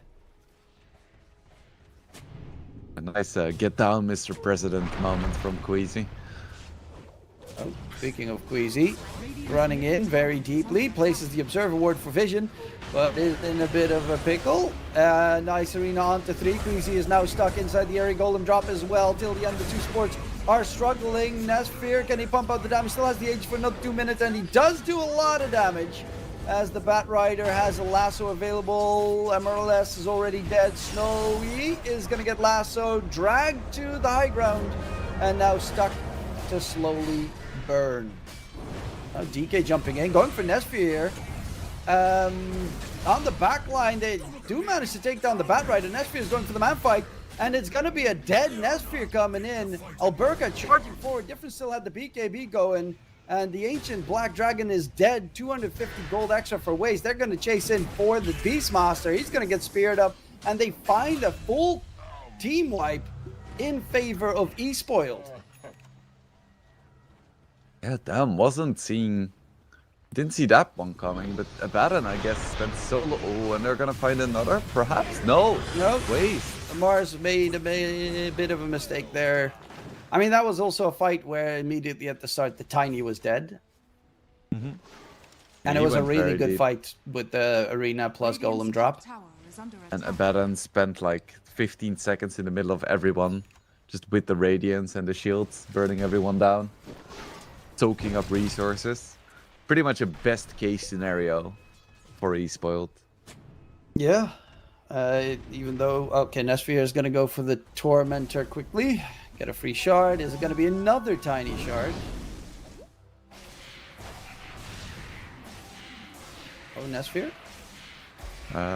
He's fine. He's fine. It's again a tiny shard. Wow. Difference. Right.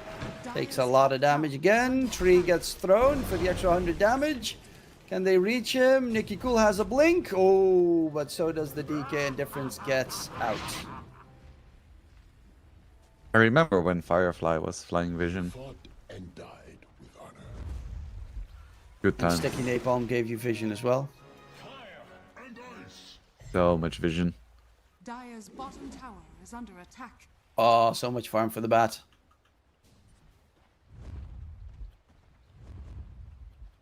Lead for Runa team is steadily growing. I think eSpoiled aren't out of it, but they need to make something happen because they're slowly losing more and more of the map. And Nesfear, that fight was problematic for him, but once he gets BKB, those stuns and combos they have are just lackluster.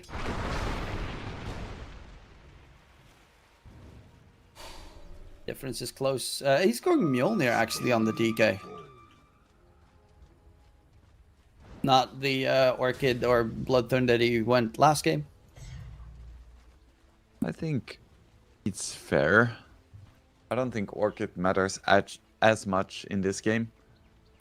Mage Slayer doesn't really do anything against the TA. And he wants to catch up a little bit in terms of farm. So I think Maelstrom / Mjolnir is a pretty alright choice. Especially if you can put the active on someone. Yeah, against the Beastmaster is pretty neat. Yeah, you never really notice it that much, but it can do a lot. The Radiant side, they do have a Glimmer Cape, a Solar Crest, but yeah, the Radiant supports are very poor. Queasy, I think, is getting his 4-staff now delivered. Yep, that gets a better reposition, but they are very likely just waiting for the next Roche for the banner so that they can push high ground. Alberca, he's got that Ancient Prowler Shaman. I'm happy they brought that Shaman back, as the stacks clearing is a bit too easy these days. Okay, a lot of damage. Snowy almost gets the Burrow time popped from a couple of hits. He has a Witchblade now on the Bat Rider as well, so he actually has a lot of damage. Amplified damage room picked up. Now it's not only the TA and the Beastmaster that you have to be fearful of.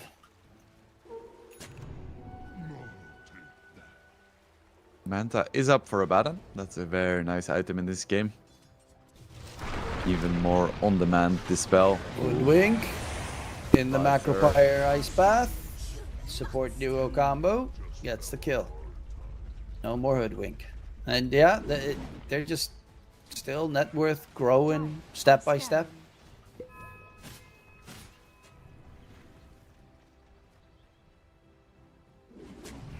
Radiant's middle There's a tower is BKB on under that attack. sphere. Radiant structures For are Runa team, fortified. BKB is quite good. Only Dire's top tower the is rock under goes attack. through. Radiant's middle tower is under attack. And Roche is up in 2 minutes. Wow, they're looking for a possible good catch here, but they're just not any nice targets. Like, they're all tanky on the Dire side. Bat's the best one you can go for, but he's nowhere near his team. Oh, Queasy. Snowy coming in from behind and Queasy quickly blinking out before he gets caught. This is all the time they spent as well on the side of eSpoiled, just trying to find them while they're just farming on Runa. And eSpoiled is farming on some heroes as well, but it's really not comparable. Smoke up. Alberca would be a great catch if they can kill him. What's he? He's getting his BKB delivered right now. Radiant are scanning. And they're also going to smoke up on the Dire side, so Smokey Smoke shenanigans. Nicky Cool has the amplified damage room popped. It's about to end. But also has the shard on the Batrider, so he actually has tower push now and no stack limit. Going in on Snowy. Borrow time pop, golem drop, arena catch onto only the tiny lasso attack the Mars outside the arena. He's gonna get quickly taken down. Yules keeps him alive for a little bit longer. Queasy has been killed. Alberca charging forward, throws the roar onto the Warlock. As that is gonna be an easy pickup. Chasing deeper. Snowy, of course, no borrow time for another 50 seconds. And they will, yeah, in 15 seconds, Roche will be up. And they take Roche so fast, especially now with that facet on the Batrider. Sorry, the Dire's shard. top tower is under Then attack. he has unlimited stacks. Starting to look more and more difficult for eSpoiled, as all of their cores are at least 3k behind their respective counterparts. Dire's There's gonna be a Roche as well. Dire's top Yeah, they take it so freaking fast. Dire's top tower is fallen. Roshan has dropped into Just the the valley. Nesphere. Roche banner as well.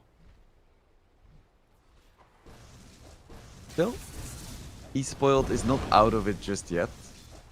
I still think this is a really great Abaddon game, and they have some crazy wombo combo potential. If they get the Mars double Radiant's spear, courier has been killed. maybe a refresher as well into a rock.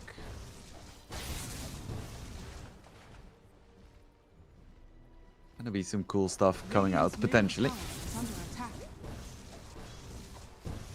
As Dire's bottom tower is under attack. Sphere gets a free shrine, Nicky Cool gets the other one. TA, obviously a big moment in the game is also going to be his level 25, the refraction instances. Batrider's got the Radiant's smoldering top resin tower is under duration. attack. 4 seconds of smoldering resin of the right click dot from Batrider. Radiant's top tower It's has kind fallen. of added, so it's 6 Radiant's seconds of middle the tower is under debuff attack. with all the sticky napalm charges on you. Dire's Gonna be a lot bottom of tower damage is if you under can't attack. get rid of it. Radiant's middle tower has fallen. And now, yeah, all there's left to do is push the high ground. It's not the safest because you are up against the Mars, who has his BKB now finally done. DK in the meantime is cutting the creep wave top. But with the banner, they should keep the creeps alive until they get dragged all the way back in. Batrider is very good at tower pushing now, thanks to the shard Radiant's top tower. as well. So they're just gonna Dire's bottom tower is under get some attack. damage in. But with the fortificate, the creeps being killed off, the banner now dead as well. Snowy gotta be a bit careful there. Like a bad toss back from the tiny and you're dead. They back off though. chilling on the high ground right now.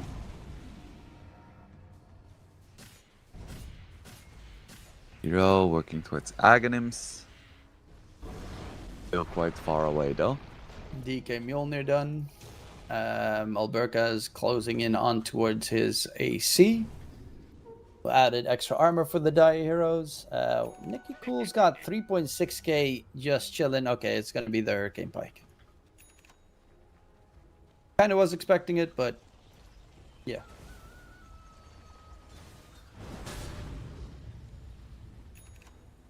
eSpoiled kind of stuck in base right now. Radiant Slowly moving out. This Runa team is giving them quite a bit of space now. Would have expected them to commit a bit harder for the high ground. Gonna be looking for something here. TP back in. 2 minutes left on the Aegis. Toss back. And borrowed time used. Immediately use him up, hold him in place. They're gonna go for round number 2. BKB thrown out. Arena is there. Nesphere going for the man fight. There's gonna be the drag back. Abaddon is trying to stay alive, but Lasso drag on the DK takes him to the wrong high ground. Difference is surrounded by enemies. And you did see a lot of that Mjolnir damage coming into that fight, because all the damage they took on the Dire side was essentially Mjolnir plus Fatal Bonds. And TA will lose his first life. Hero, gotta be careful, is ticking down to the Fatal Bonds, taken out. They're gonna go for the Mars. There's no buyback available either. BKB used from the Mars. Can he stay alive? Soak up a lot of damage, but nope. Nesphere jumps in from behind. Alberca body blocking Aztecor, hoping that the TA might actually go in for that one, but they're gonna focus down these buildings once the cores are dead. Now that the cores are dead. Fortification is up for a couple of seconds, but the creeps are here. So yeah, that's your entire base gone. DK respawning in 5 seconds, and everyone on Runa team is getting lower and lower. They have to be a bit careful. The damage is done. Another fight win for Runa team and even more objective damage. Now 22k advantage. Feel like they can just take it slow, wait for Roche, and then finish off the bleeding eSpoiled team. And Nesphere didn't have crit yet in that fight. You saw in that engagement, it took quite a while before DK and Baden actually died. Now he's got crit, so now it's like 4 hits. Yeah, I the think Melt Strike crit and boom, one shot. The borrowed time. the Abaddon was really lucky as well because TA missed her first Melt Strike. That's a lot of damage missed. That's the core. Ooh. Yeah, no. Nope. The dots. The 6-second smoldering resin in combination with the sticky napalm stacks. More dots. More dots. More disgusting dots. Going Parasma as well, so that's technically more dots. Alberca has Boots of Bearing. Almost done. 3 shard. They both have terrible shards on the Dire side. I know I was talking about, oh my god, Tiny got the shard. But Jakiro also has a terrible shard. Yeah. Well, if that's their biggest problem, then I think they're in a good spot. That's true. Because the rest is, 27k net with advantage. Snowy is very decently farmed, but you have Queasy that's ahead of Waste at the moment in terms of farm, and that's not good. That's very, very not good. Smoked up, jumping on the high ground immediately. There's the arena. BKB's used on both sides. Difference gets lucky that the hit got tanked by the arena there. As the core lasso dragged back, Snowy surrounded. There's going to be a buyback from the Warlock. Has that golem available, needs to get it off. As Snowy is, without borrowed time, ending his engagement here, running away. There's going to be the door thrown out onto the Mars. Golem drop in response. Macro fire with the Ags on the Difference trying to run away. They need to get that crit in. Difference gonna get out. Tries to sidestep. No side blade hit from Nesphere here. But Aztecor is gonna melt on the side, and that is gonna be a dieback. I'm not sure what they can do now. Dragon Form is gonna run out. Radiant's I think middle Runa barracks team are should under be able to attack. take the mid racks even without Aegis. Till the end in that fight as well. Nice added Aghanim Scepter, Macro Pyro underneath. Gonna go for more? Like they're done. Yeah, there's Want no this game to be borrowed over. time for 30 seconds, so Abaddon just can't fight. If he gets lassoed, he's dead. And there is a lasso. Runa team, they want to claim their spot in the finals. And Abaddon slowly going in. He's taking a lot of damage. He doesn't have that borrowed time, and he's dead. 5 seconds left until borrowed time. No buyback. No chance. He bought out everything to try and get the Bloodthorn. Just a casual 1v5 there. Not ideal. I mean, Runa team, they forfeited their Blast Game 3 in the Blast qualifiers for this tournament. So they're here for the entire dub. War Throne now, trying to stay alive till the end, dropping low, but finally getting taken down. However, the rest of the Radiant team has nothing left in the bag, and it's easy money for Nesphir. GG Cold, one big crit, by goes the squirrel, and that, ladies and gentlemen, is Runa going to the grandest of finals. We will see them again. Runa team well deserved in this game number 3.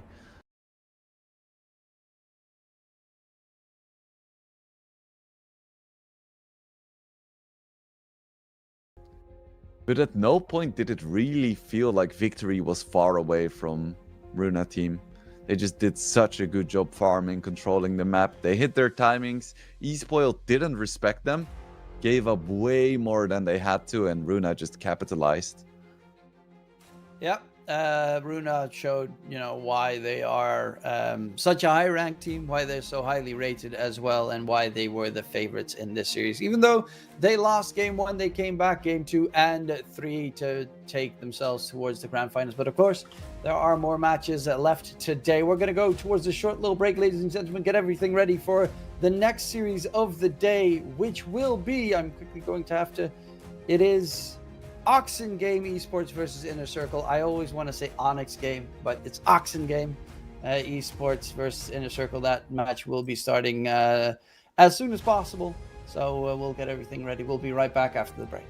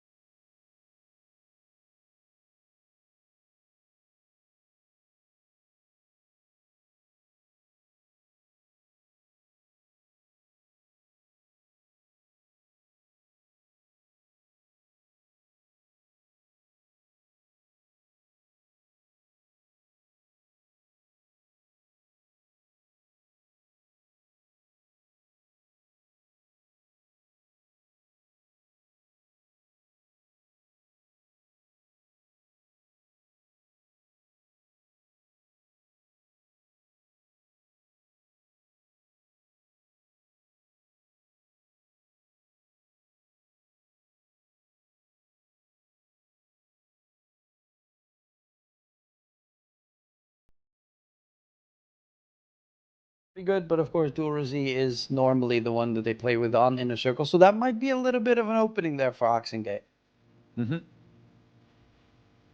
Yeah, we've seen both of them in this tournament. But today it looks like it's a Panda Day. Luckily, the Inner Circle of Inner Circle is still there. My two boys, Fernandes and Flacco.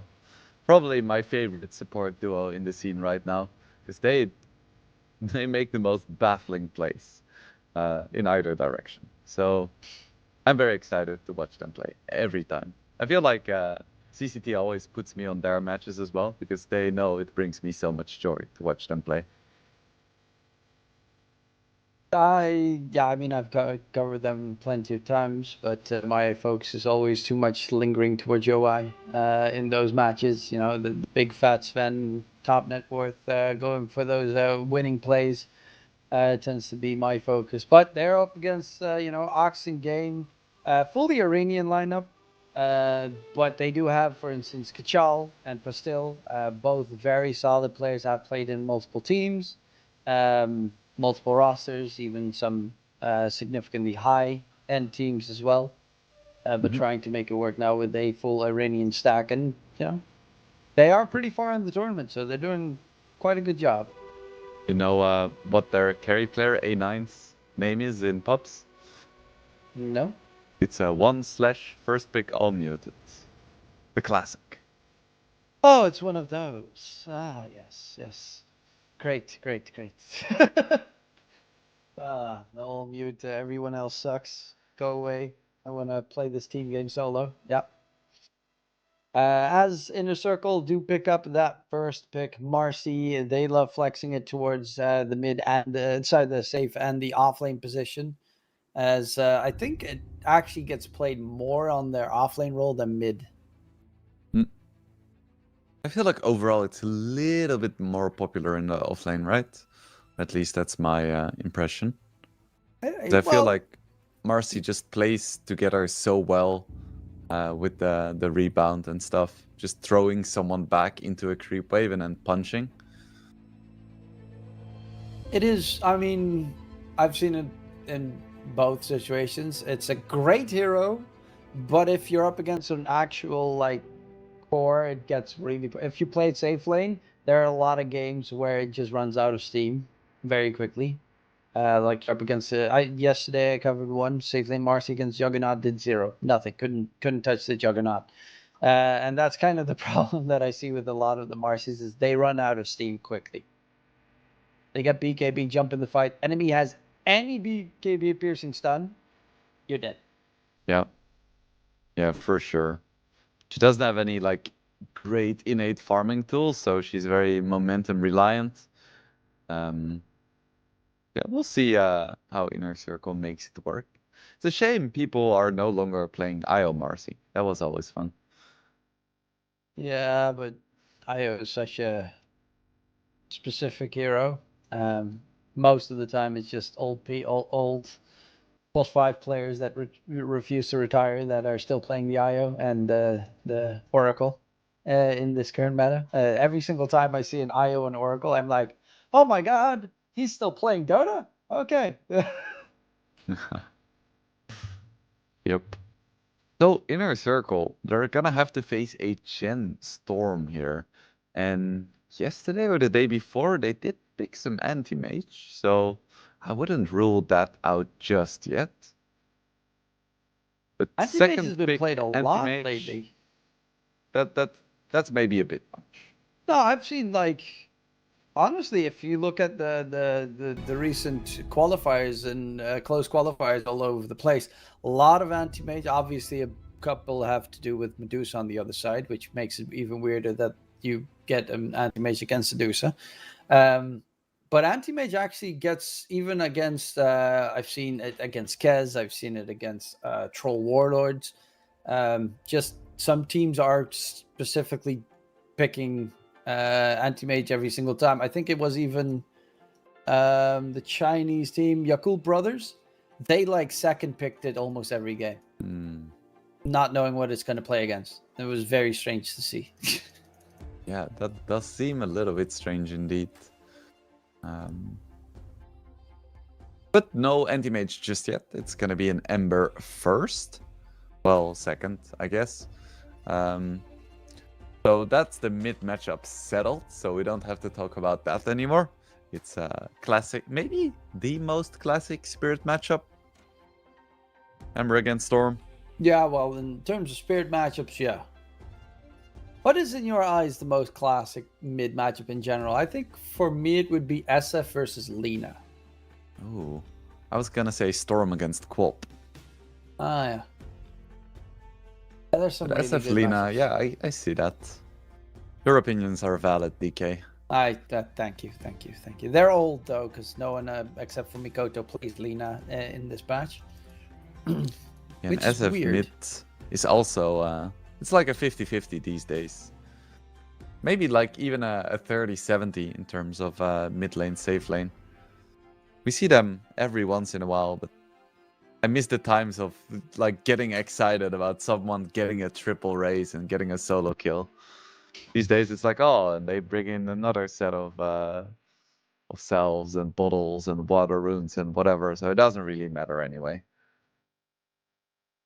I still see. I think there are some specific players, like Lorna, for instance, that loves playing the SF mid.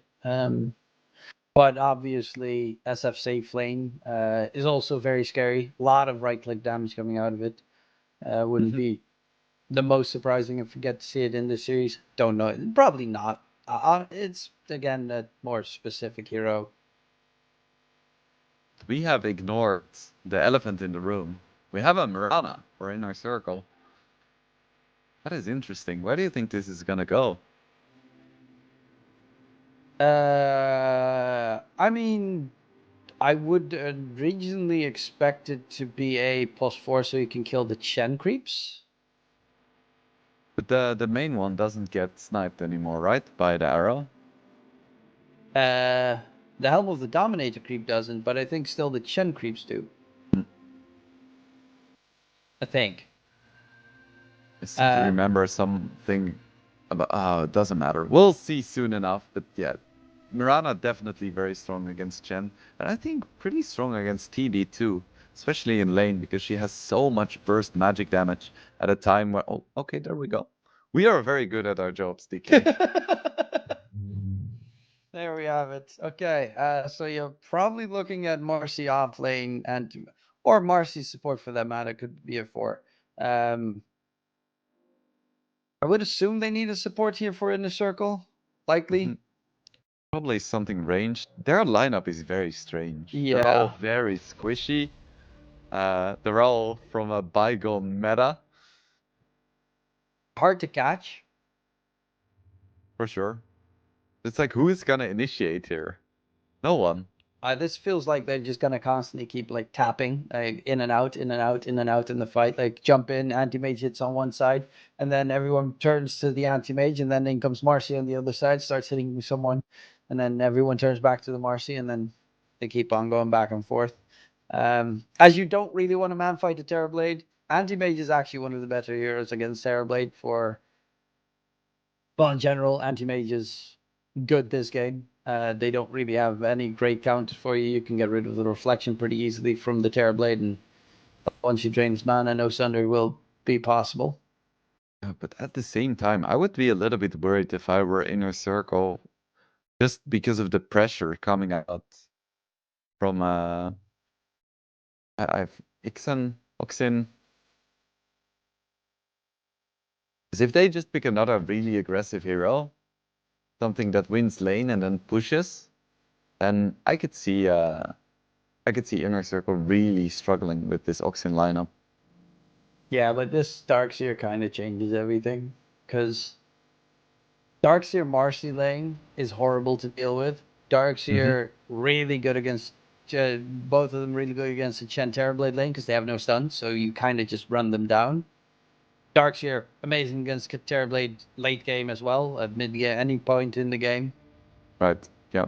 And you build up the defensive items your team needs, like the pipe, the guarding greaves, the whatever is needed here. So yeah, that last pick actually changes everything in my eyes for them. I don't really see an Oxen game hero that they could go Centaur or something to try and stay alive. What would they need? Oh my god, let's go. Terribly Off enough. lane TV. Yeah, I think that's actually really Wait, nice. A9 is playing Storm. I mean, that could be fine, right?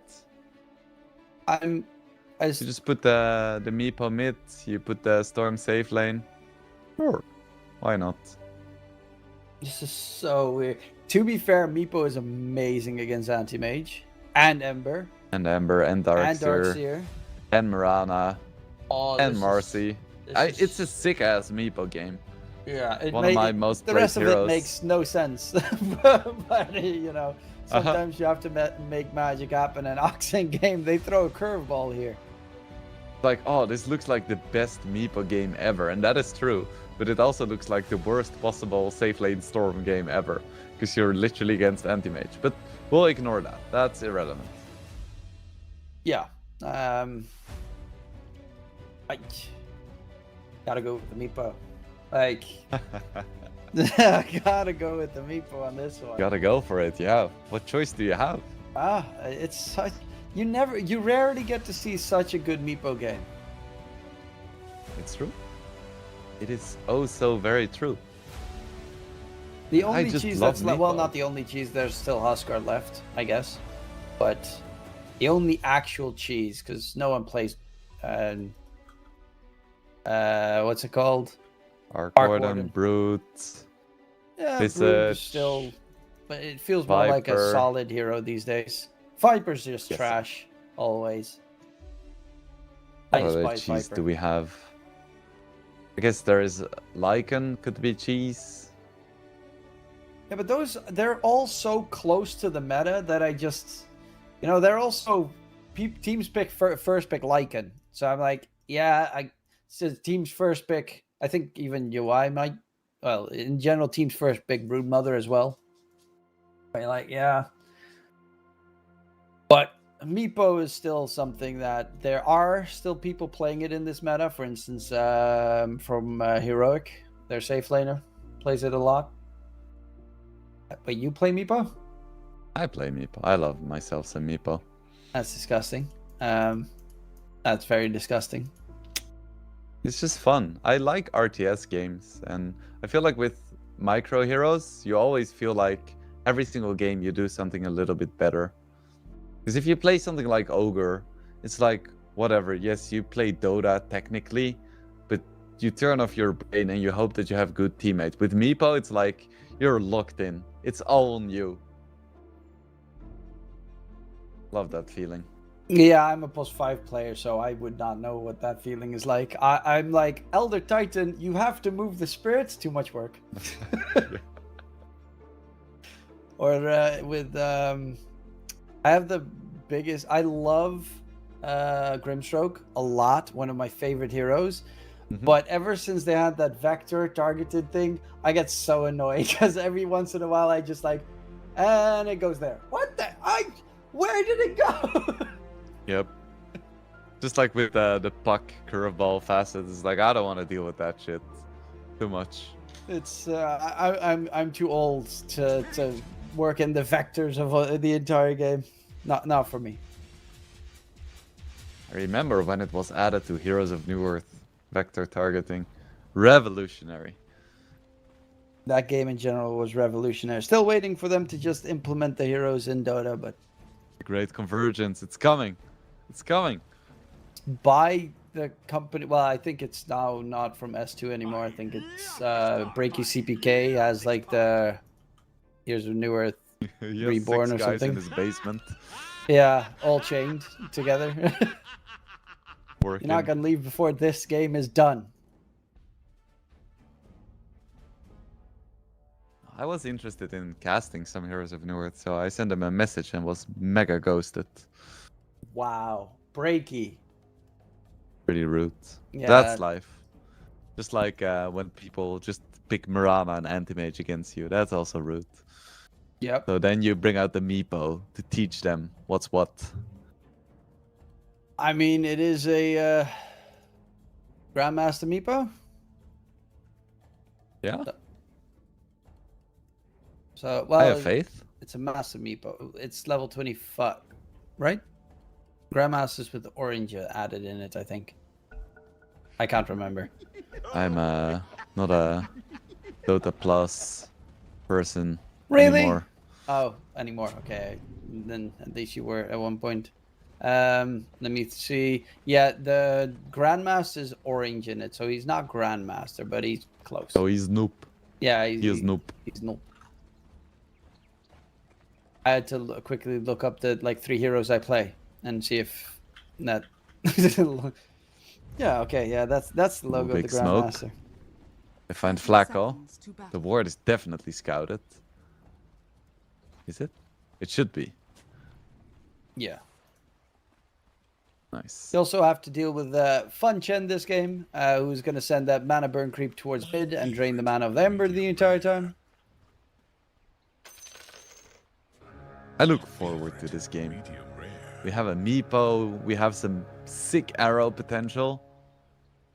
Feels like old school Dota. You're like, ooh, the anti-mage Battle Fury timing is so good. I love the times where you were like, oh, that's sick. We have a 15-minute Battle Fury. We're gonna win the game now. Yeah, now it's, oh my god, we destroyed the laning stage. We're 7k ahead, and then you lose one fight. Oh, okay, they're equal, and we were gonna lose. Nice. Yep. 20 minutes in, they get the free shard. Oh, that's a 2.5k net worth swing to the other team. Cool. But it looks like Poison is bottom with his mana burn creep. Doesn't want to deal with the Mirana. It's also anti-mage versus storm in lane. So, Yeah, I didn't even notice. and That's Terrorblade actually taking a good lot for of damage Storm. stop. Oof. The lane swap's kind of neat. Storm shit on anti-mage in lane. For the early laning stage, yeah, obviously later it gets problematic, but Ooh, Kachal. is Bye. going to get first blooded. Yeah, toss back into double Iron Shell.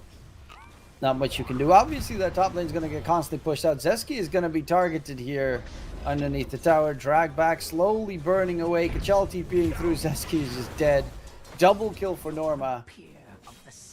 I mean, yeah, anti-mage might struggle a little bit, but that top lane is going very one-sided. Not an ideal start, for sure. Yoa is just getting bullied out by the tornado from the Wild Wing.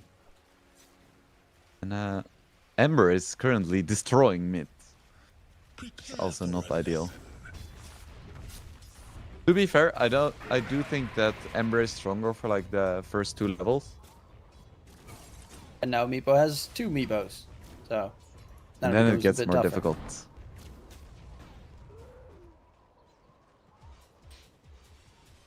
Still, Storm. Solid CS so far. He's the big carry. Yeah, Yoa getting bullied heavily by the Chen.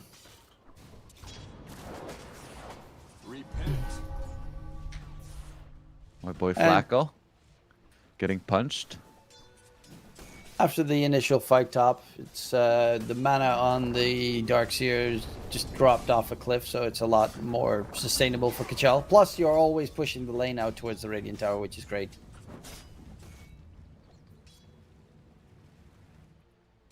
Meepo is catching up, and I feel like we would get a good picture of this game by just focusing on the Meepo. Just center the camera on him, see what's happening. Because if he's having a good game, if he snowballs, that's the big chance for Oxen game. If that doesn't happen, then, well, Yeah, no, if he doesn't get a good game, then it's over. Which is weird considering they have a Storm and a Terrorblade, but yeah. They have a lot of good counters for those 2 heroes. They only have no counter for the Meepo. Oh, Metamorphosis, but the Ice Shards block missing. Ouch. And now Zeski not great. drag back. Throws out tag team. They're going to jump in. Double Iron Shell. Too much damage. Zeski dropping low and the Tusk. Actually, Norma needs to be careful now. Vernon's diving underneath the tower. Norma gets himself away. Got a little bit dicey there, but no harm, no foul. Take the wind from their sails. Yeah, why? He's gonna have his Helm of Iron Will. That's gonna help. He's going for the Helm of Dominator. Darkseer also going for Helm of Dominator. Wouldn't even be the most surprising if Fernand's on the Marcy also went for one. If you're in combat, having a helmet is nice. And dominating is also nice. So, makes sense. You know, the logic is perfect there. Yeah, and look at the Inner Circle heroes. None of them have like a headpiece, so they have space. Would be hard for Darkseer to get his one custom fitted, but you know, that's what you're paying for. Yeah, the eye thingy on his head. Well, it's weird. He has a helmet already on top. Oh, he has the cosmetic. Damn.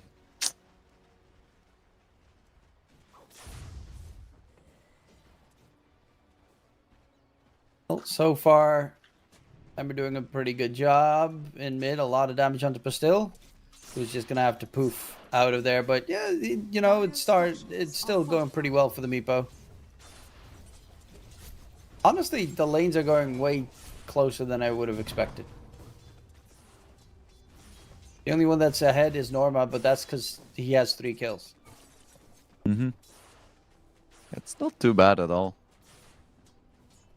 I haven't seen any big arrows from the Mirana though. That's what's disappointing me.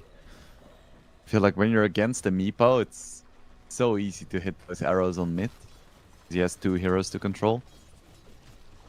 Plus, you also have an Ember with level 2 Searing Chains. He actually doesn't have Sleight of Fist yet. I guess Mirana hasn't been rotating too much because you don't really want to leave your AM alone. Yeah, That's no, fair. AM gets bullied out by the Chen at that stage. And the Storm, because A9 does do quite a lot of damage. Has a Falcon play done on the Storm Spirit. Yeah, you're a safe laner now. Gotta build like one. What's next? Battle Fury? Mask of Madness. Ah, I see. And then Armlet. Let's go. Nah, it's a nice little D ward. Flacco. Chase down. Flacco dropping low. He's almost dead. While in mid, Sasky is going to be targeted here, but he does have a snowball. Is going to use it slightly delayed. And is going to die. Oh, Because Hannah he's has a trying to take regen. over the farm with Pastille jungling. Why has kind of survived this bottom lane? Almost has his HUD, working towards his level 6, so I think Inner Circle's gonna be relatively pleased with their start. With their off-lane anti-mage. You know, builds like a safe lane anti-mage, so no surprise there. Middle tower is under attack. And Pastille is just farming up the jungle, going for the Disperser first item. Remember when they just went like 4 Dragon Lances? Good times, good times. Though it is such a weird game. Good stats for cost. Okay, there's going to be a jump in, bottom lane. A9 is stuck. No, he's so close to level 6 as well. Actually, he's not dead yet. Finally does die. Yoa gets the blink away. The illusion chases him down, which gives vision to Pastille, so he might hit that Earthbind. And he does get the root poofing in with the lockdown there. Yoai dies, so they get a 2-for-1 trade. They'll take it. Yeah. This is exactly why Meepo is so nice against anti-mage.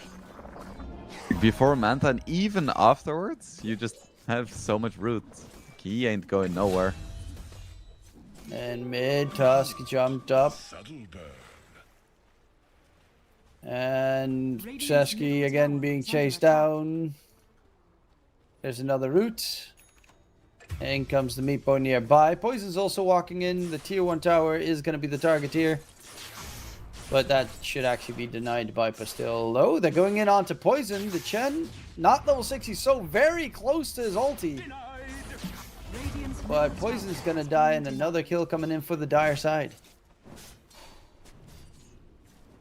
Still pretty even in terms of net worth. This is the time where Meepo wants to start getting ahead, but kind of hard for him to farm because both the Marcy and the Mirana have been just pestering him in the jungle because they know if Meepo gets fat, we're in trouble.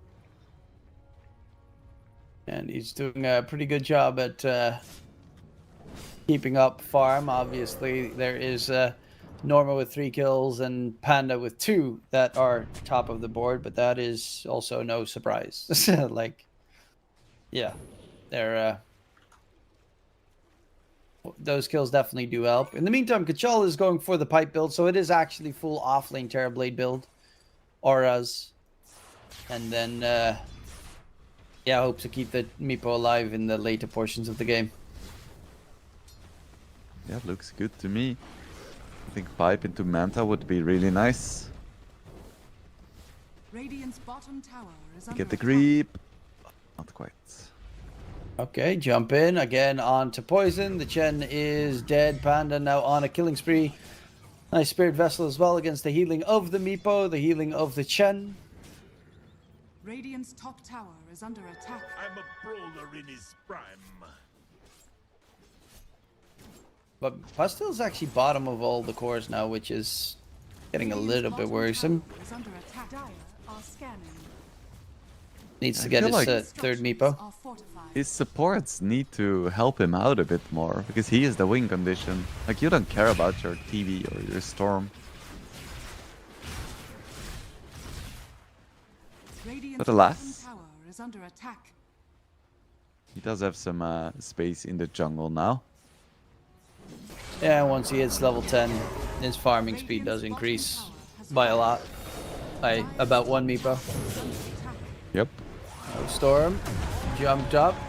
And oh god, not gonna keep him alive as A9 drops. A quick little combo there coming up from Fernandes. Top lane. They kill off another one of those creeps, but there's a rotation. Flacco arrow lands onto the tusk of Zeski. Tries to stay alive. Did he sunder? I think he sundered an illusion trying to sunder the tusk. Oops. Mistakes are made. Oh, Poison. Once again, Radiant's top tower an is easy under target. attack. And that's kind of the way that they're playing the game. It's all easy targets across the board. And it's just unlimited vessel charges for Radiant's Panda. top tower is under attack. Moonlight Shadow popped. They know Storm is here, but they get scanned out. That's a good scan by Ox in game. And Storm. Good that you still don't get caught out. Preferably. Dire are scanning. Zeski going for the blink dagger, gonna take a while, but still in the meantime, while all of that's going on, he did reach level 10. So he now can do the Meepo swap to the fountain shenanigans to get back to full mana. Oh, Pastil, yeah, he jumps away before he gets caught here by the Ember Spirit walking in, so. Tries to keep them busy, but the game is slightly in the lead for the Dire side, and it's not good for them if it is. And Anti-Mage isn't even, like, online up to farming speed. Oh, they find the Meepo with the arrow.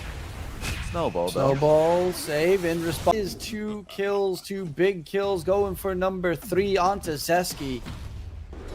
As Fernandes will get a double kill. Dire's top And tower TP is under just attack. chilling top. Trading farm against Darks here. Yes, he has the pipe now, so let's hope he can use this to help his team out. I don't think the way to victory would be staying top. Yeah. Doesn't seem to be the most advantageous if their off laner is just never there. He does have a pipe now, so that's a lot of damage negation. That can be pretty useful if they go for another engagement.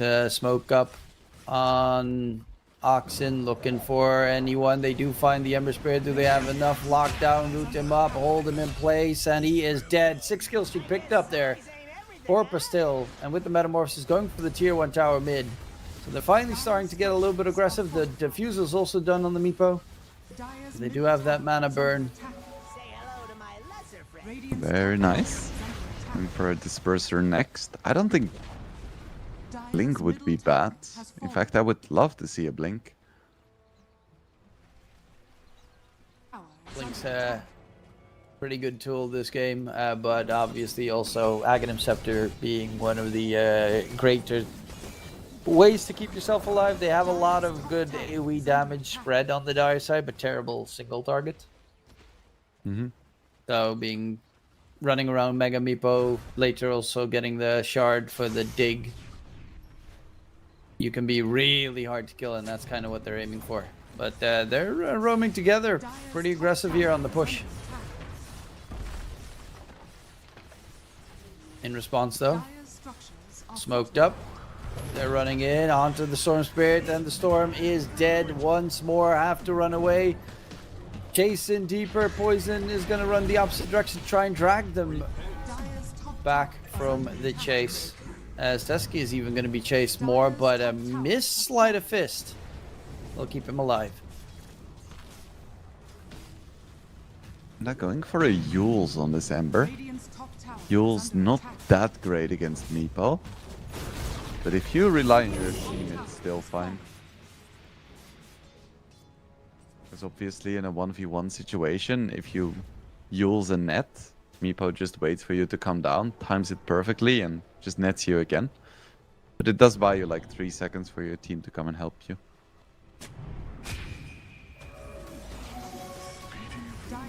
And snowball in, jump forward, going for the Tusk. And the God comes up, but Zeski's dead. Arrow actually landed onto the Chen because it missed the Tusk.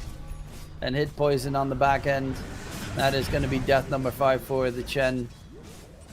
The Anti-Mage, by the way, is still just farming up the Battle Fury. Chilling.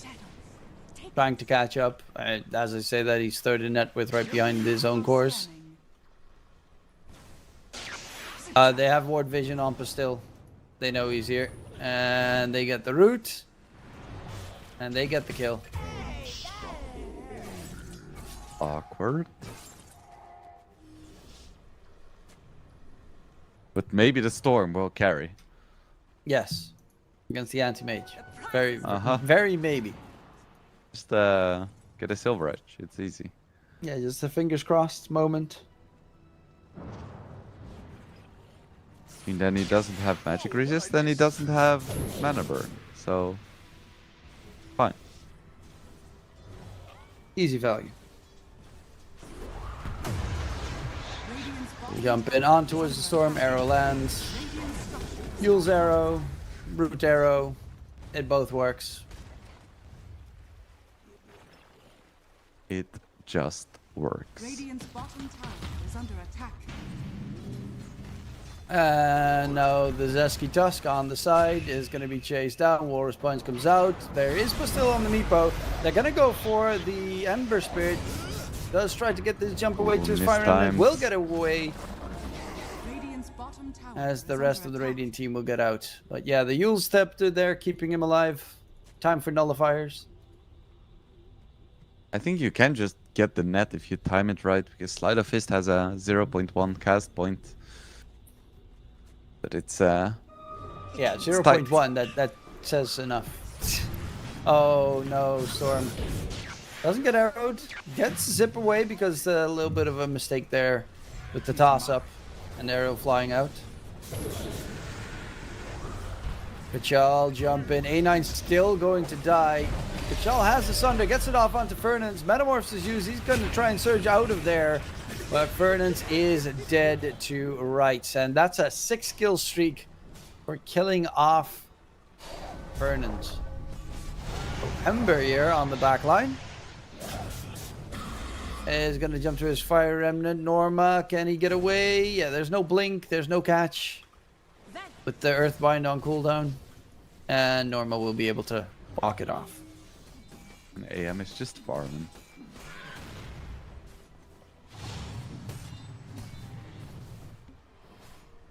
Oh, Their they're circle's still hanging around though. They're not done.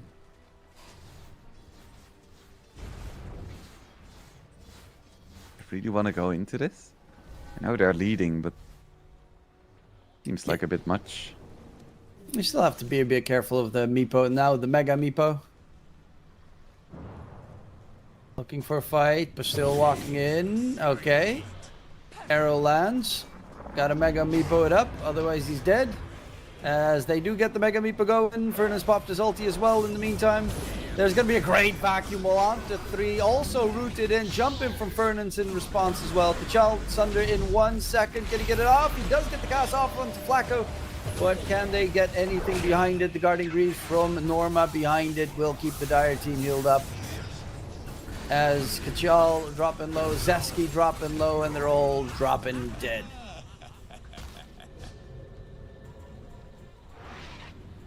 Oof, rough fight for Oxen. And I don't know when the Storm is gonna join the fight, but I feel like he's gonna have to at some point because he's not outfarming an anti-mage. He has 7k net worth. Like, what are you gonna do? Yeah. Yeah. What is he waiting for? That's a very good question. The anti-mage is just chilling. He's getting really fat. And now he sees a nice Storm Spirits. Oh. Mana Void attempt. Big zip. Very big zip. We'll get the Storm out of there, but yeah, you're also getting to a point in the game. Well, not yet. It's going to take a while, but that Aghanim Scepter on anti-mage at one point will just destroy Storm. Norma for now moving towards the top lane as well. They could go for the Tormentor.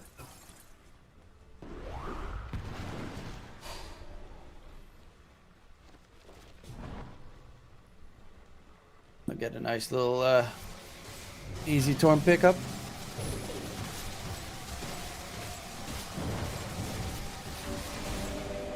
Radiant are scanning. Goes the Flacco. Anti-mage now with the Manta as well. Almost ready to fight. Yeah, and the Radiant side, not so much. There's a smoke up still, trying to maybe get a catch on the back line. Spots out Yoi. Not really the target they want to go for. Well, there's a different fight breaking out. Snowball in. Kachal Metamorphosis used. Has the Sunder at the ready. They're going to find Norma, which is a very big kill. Fernand's going for the fight. Kachal Sunders his own teammate. And that's going to be a dead poison. Jump away from Fernand's. Jason from the Storm Spirit gets mana voided. Fernand's gets out of there. And the Ember is just jumping in the middle of everything. Yoi as well against the Mega Meepo, completely solo, but still on the run. Lifted up in the sky, but down he goes. It starts off nice with that Darkseer kill, but they're just too far ahead, and they're just too strong. It kind of feels like we may have to go next soon. Meepo kind of missed the window now. Just once Yawai gets his Battle Fury, then he can just man-fight Meepo, and then being rooted doesn't really matter as much anymore. Radiant's top tower Yeah, is under then attack. they don't really care for you at that point in the game, and at least high ground isn't the easiest for the Dire side. Dire's So you Yeah, have that is true. is under that, attack. which is an okay plus. I guess they also don't Radiant's middle tower have to is go under high ground. attack. They could just keep farming until they have a 40k lead. Dire are scanning.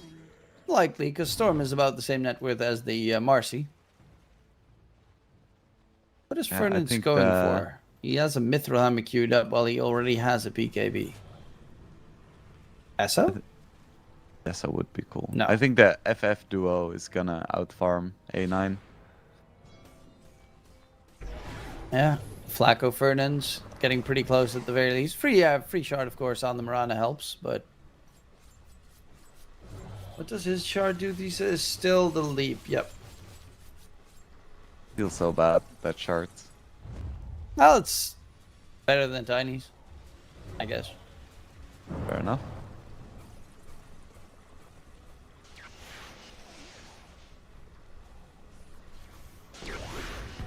mine. Is mine. A9, gotta be careful. Snowball dodge coming in. Quickly trying to get himself out of there. Zeski is gonna get taken down. As he keeps the storm at the very least alive, but at what cost? The rune of haste. And just fearless. I think he can still very well die to the Meepo, but he has his team nearby, so he doesn't care. And he knows that Meepo is kind of the only threat. Radiant's courier has been killed. Radiant's Yeah, middle you're also tower gonna is have under to deal with the Darkseer building. He has the Guarding Greaves already, but he's gonna go for the Crimson Guard and full aura build at that point. Yeah, there's just not gonna be any damage coming out from the Meepo anymore. attack. Radiant's middle tower has fallen. Terrorblade jumped up, top side. Yule's up. Does have the Sunder if he can get it. He casts it off onto Panda, but it doesn't really change too much. It delays the inevitable. Mega Meepo will TP back to base. On the side, Yoi looking for anyone, but won't be able to spot them. As Poison is trying to push the bottom wave out. Get some extra farm. Get something, really. Ember in mid is going to get rooted up. Walrus punch in. Are they going to try and go for him? No. They're just going to try and run away because Yoi walks in. Mana Void Blast. Seski dead. And yeah. And there really isn't much to say anymore. We're gonna go into Roche. Get an Aegis for this AM, who's already unkillable. Which is saying something, because the man has 1700 HP, which isn't that much. Yeah, but Butterfly counts as the entire Radiant lineup. Yep. Not the quickest Roche. It's not too bad. Roshan has fallen to the down. My blindness for loving Meepo players really hampered my insight towards this game. I was hoping. Yeah. It is a good Meepo game, but I think it's counteracted by the fact that it's just such a terrible Storm game. Has fallen. Radiant's middle Even tower if it's a is really under nice attack. Meepo game, you cannot win. It's also not a great Terrorblade game. Yeah, Dire are scattered. just like a 3v5.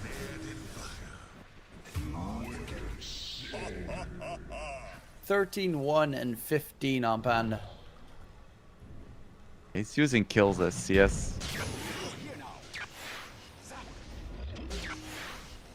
A9 quickly got a zip out of there. Still being chased by Norma, because, okay, A9's not going to get chased any further, but a little bit dicey there.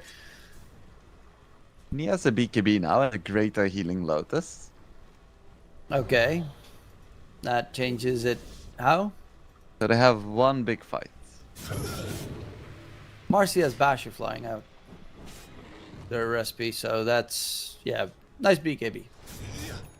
Oh, Meepo's got the Disperser. That's kind of cool.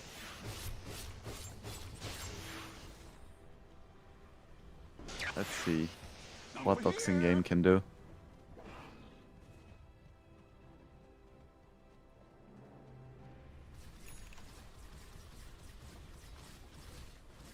For now, they're just chilling in base because Inner Circle is taking their sweet time, that's for sure. High ground is still a bit dangerous. Probably. I mean, probably not, but it's elimination game. Mm-hmm. You don't want to accidentally make a mistake and get Meepo in a position where he all of a sudden destroys the entire base, because it is a Meepo. It can take bases very quickly. Mm-hmm. You don't want to buy 5 meteor hammers and then suddenly lose a fight. Gonna be ideal. Kachal getting jumped on the TB. Snowball save. Gordon's Walrus Punch takes a decent amount of damage. As the storm goes in, BKB pop zipping in deeper. Really wants to get that kill, but they lost the 2 heroes already before Meepo's even in his base. And poison is 3. Doremi. Not much. I mean, Oxin is showing some perseverance. Staying in this game for so long. Radiant's top barracks Yeah, are they're under not typing attack. GG, that's true. Radiant's top barracks I has don't fallen. necessarily know if you call that perseverance or just masochism. They're close. They're close for sure. That's gonna be the second set of racks falling now. Or I'm respawning in 5. Again, Radiant's middle, that doesn't really mean much. Radiant's middle barracks has fallen. Yeah, Radiant's safe bottom lane tower storm, is under attack. not the most effective against the anti-mage. I mean, Was a even nice if it attempt. was in the best possible matchup, I still wouldn't say it's very effective. Oh, We're gonna see one more vacuum big wall fight. on all the Meepos. Zeski's already dead. Mega Meepo trying to run away. Yowai going for the backline chase onto Kachal. No mana for Sunder. Kachal dodges the arrow. Mana Void being pump faked by Yowai, but he's going to turn his attention to the Storm Spirit. Eats that nice little Lotus, but is still going to die. And there we have G to the G for game number 1. Fountain dive for good measure. Yowai pop lose that Aegis, but it is... I mean, this was a very, very one-sided affair. Yeah, I feel like this was kind of over at 12 minutes, 13. But they just took it very, very slow. They had their fun, they farmed their creeps. It was a difficult game for Oxen game. It's a very difficult game for Oxen game, and the Inner Circle take game number 1 in this series. But of course, you know, new round, new chances. Interesting draft from Oxen game. It was a nice attempt, did not work out. Maybe a little bit more of a standard draft could be effective, but big props for at least the attempt on their part. Nonetheless, that was the first in this series. We'll be going towards a short little break. We'll be right back for game number 2.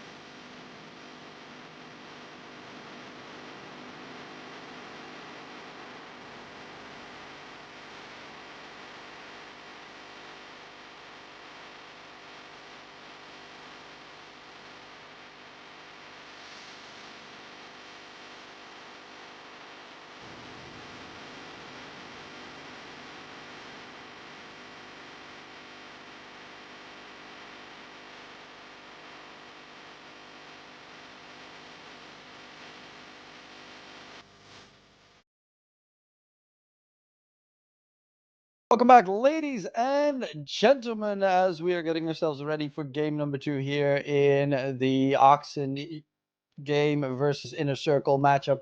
It was a Well, it was a very one-sided affair. They tried something fun with the meatball last pick cheese, but it was not good enough here in the series, and it's going to be a tough one to try and beat Inner Circle as they are looking like they're ready to shut it completely down.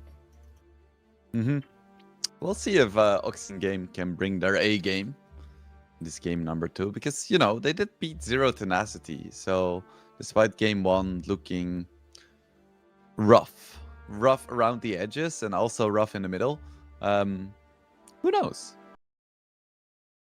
Yeah, of course, new draft, new changes can be impactful. Inner Circle getting rid of the Chen. He did play a pretty decent Chen on Poison. Of course, at one point they just run at you, and then there's nothing left that you can realistically do. Mm-hmm.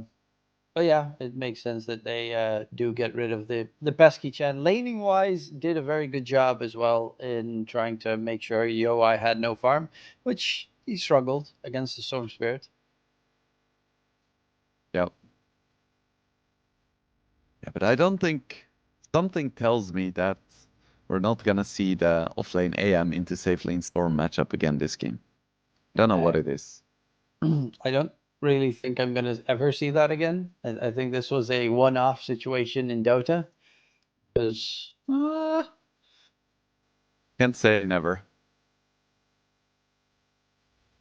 I mean, I think this is the first one where I've ever seen a professional Storm safe lane. So adding an anti-mage off lane on the other side as a combination, very strange. Yeah, I think it is indeed very unlikely. So let's not dwell on that too much. Instead, Oxen Game completely changed their approach, going from Chen to Ench. Yep. Just slightly swap those letters around. Obviously, one of the more annoying heroes to kill if you don't have a lineup for it. Normally, you get like a Snapfire just for the Mortimer's Kisses to take down the Enchantress. Tusk doesn't really do that much once the Enchantress is untouchable is there, because then you just like wall punch, and then she walks away, and you get very sad. Yep, that is not very nice. So we see the puck ban. We see Centaur ban. So what does Oxen Game not want to play against?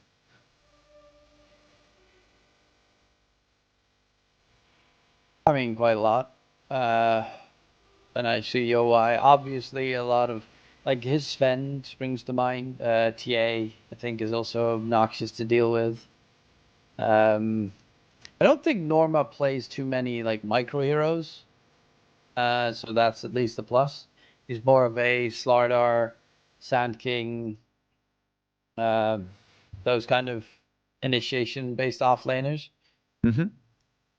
which is a big plus for Oxen game because Beastmaster, you don't have to focus down a Beastmaster and Lycan, for instance,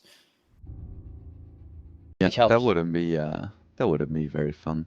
But does he really not play any Beastmaster? I feel like I've seen him play Beast. Yeah, but he doesn't like it's not a first pick material hero for him. Yeah, that is fair. Not like I don't know, he's Mars or something. Yeah, he loves more the big fat initiations, the centaurs that is banned, the Mars, the Slardar, Pacngalir he does play a lot of as well. Let's see. Gyro being banned as well, despite it not being super successful in the previous series. And Inner Circle, they want to play pop, so you have to ban the Huskar. Especially because now they know that Oxen Game is capable of some serious cheese, or cheese attempts at least. I've even seen Huskars lately. Chrysalis, for instance, plays Huskar safe lane, which is has actually been very successful with Huskar safe lane on Mouse Esports. So you know, it's a disgusting little added cheese into the mix. that we see pop up more and more. Recently, or in the previous CCT, we even had Passion UA playing offlane Huskar and winning with it, so just don't want to deal with it. And Oxing game, they pick up the Beastmaster for themselves, so looks like this game they want to up the pressure early, and they don't want to rely on just a single meepo to carry it home for them. Yeah, add in the Hoodwink. That's what most teams tend to do. Beastmaster, Hoodwink, lane combo, strong lane. Obviously, afterwards you get the roar into sharpshooter combo. Good way to catch out the Queen of Pain, kill her off pretty quickly. Break works against significant amount of heroes, like for instance the Bristleback, a hero that Norma could play. I think Yowai even plays in the safe lane. What is your wise hero against Beast? Sven. Is it think. Sven? I think most of the time it would be Sven. Warlock. Gyro? Dawn. Okay, so they're gonna leave the safe lane, or unless they make this a Dawn safe, which wouldn't be the wildest, but probably a Tusk Dawn offlane duo. Global presence. You have a Queen of Pain, Blink in, Sonic Wave, Dawn ulti on top. Fat team fights as well. Fatal bonds into all this AoE from Inner Circle, and Yep. stuff dies. Love to see Dawnbreaker against Beast. Like, you roar, okay, I just Solar Guardian. The equal exchange. I'm happy that the whole NP Dawn doesn't get picked anymore, because that was kind of obnoxious. The global presence the entire time, could not walk anywhere on the map, and then just Dawn ulti, NP ulti, and boom, you're dead. Remember when you spoke about like global presence? You used to talk about like Zeus, Spectre, and Clockwork. Times have changed. Yeah, it's now worse. So much worse. Some things never change, like Nature's Prophet being a wonderful hero that I really enjoy. Yeah, the money tree facet's weird. Oh, more flame. Okay. Doesn't care too much about the dots. Bit of dangerous against Queen of Pain because of the heavy burst sometimes. We saw it being successful in the previous series against the gyrocopter. Yeah, and it's pretty good against like Warlock and Tusk. It's a little bit scary in lane against Dawnbreaker because sometimes she has a deceptive amount of damage, but I don't mind this Oxen draft at all so far. They just need a mid laner now for Oxen. Inner Circle need very likely a safe laner. Looking at the situation, you're playing against Morphling. I mean, there's quite a decent amount. They ban out the Doom already because that makes the most sense. But there's options. You could just go Ursa, for instance. Ursa would be quite nice. Don't mind it. Spectre, more global. What else is good against Morphling? Drow, but that's a psycho pick these days. Yeah. Every game I cast with Snare, Drow has to be mentioned in the draft as well.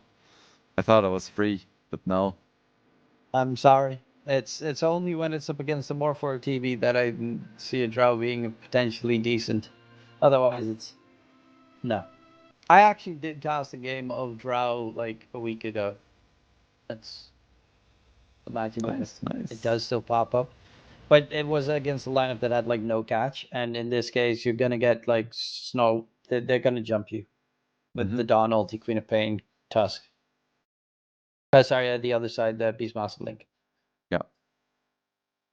I would love to see Luna coming out from Inner Circle, and for Boxing Game, I think it's gotta have to be a Storm again. The most classic mid lane matchup, according to some. According to very specific person. Yeah, I assume it's gonna be not safe lane Storm, so not gonna be on A9. I think it's Unless we get to see an that's likely. anti-mage now, and then, you know, I might have to eat my words. Oh shit. We could see it again. It's Back. not the band. It's against Storm. Oh It's no. also not that bad against Morphling. But it is not great against Beastmaster. True. Well, you can spell reflect. Laning wise, I mean, you just have to put it mid, I guess, then. Put the Dawn. Yeah. Then If you these have. were equally skilled games and it was AM mid against Storm, I would unironically favor the Storm. Well, laning wise, yes, but then immediately the moment you hit level 6, no.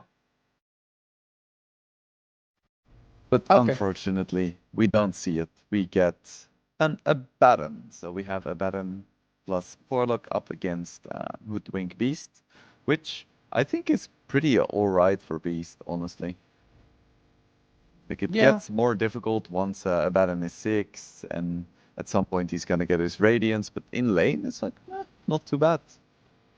Yeah, it should be just fine. The problem is more the Warlock with the Fatal Bonds, damage, output, and you don't really have any kill threat onto the Abaddon with the Warlock if he is close by with all that healing. I still would assume Inner Circle wins this, but I can... Like, the Morphling is a little bit scary for me.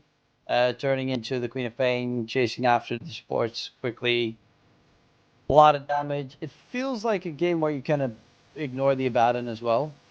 Because it's not like you use Dawn ulti to save Abaddon when he still has borrowed time available. So it's there's not the best coordination there in terms of what the heroes on Inner Circle do.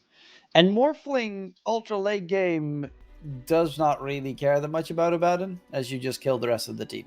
Yeah, right. Yeah, overall, boxing game. I like their draft. Same. But then again, I liked it last game as well, and look how bad that went. So, Yeah, but come on. Last game we had freaking safe lane Storm. yeah, This okay. game we have like an actual competent, well-balanced draft.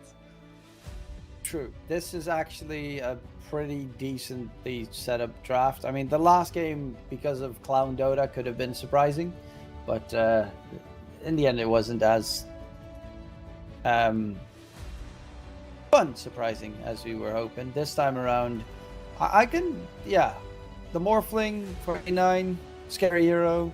You also have the Enchanters in lane. Yeah, you did mention, of course, the Dawn, surprising damage against the Morphling. I think in the previous series that we casted, we also had a Morphling against the Dawn. And he also almost died a couple of times in the lane, so gotta be very careful on that one, because you do not really go for the level 2 attribute shift. Topside could be problematic for the for either side, actually. Like, the Warlock can die if he's caught out of position. But the Beastmaster can take a lot of damage from the Fatal Bonds. Like smoke coming out from Inner Circle. Like you mentioned, if there is a Morphling in the game, the enemy team is going to be on the hunt. But A9, he's probably played this hero before, so he knows what's up. Taking the long way around. Not contesting the bounties. Nothing. Ooh, who's that handsome devil? Yeah, Fernand's also checking if there is a ward nearby, but the ward is on the other side. And the sentry is misplaced. They know there's vision of Fernand's while he's standing underneath that area, but they don't know where. Thinking it might be on their own observer, maybe. The battle begins. Wasted 50 gold at the start of the game. Easy win right there. Yep. You know I'm a pain, but you love me anyway. So, you don't agree that it's the most iconic mid matchup, but who do you favor in Storm against Quop? Most of the time. It depends on the item build, the spell build of Quap. If Quap just goes for the Shadow Strike levels, then Quap. But it does slow his farm down a lot if he doesn't get enough Scream of Pain levels, which is kind of the trade-off that you have at that point. Right. But yeah, normally Storm just gets around level 4. He struggles a lot. He goes into jungle, gets level 6, and then he's fine. Request for the observer to give us the CS counts. That would be lovely. As Norma picks up the first blood, killing Poison. And she's not the strongest level 1 hero. Yeah, that is already a nice plus here for the Dire side. He died top lane though, so did he? No, I thought he just died bottom. He died bottom, but I got the notification when I pressed on his corpse. The corpse was showing top. That was weird. Magic. I know. This game is magical sometimes.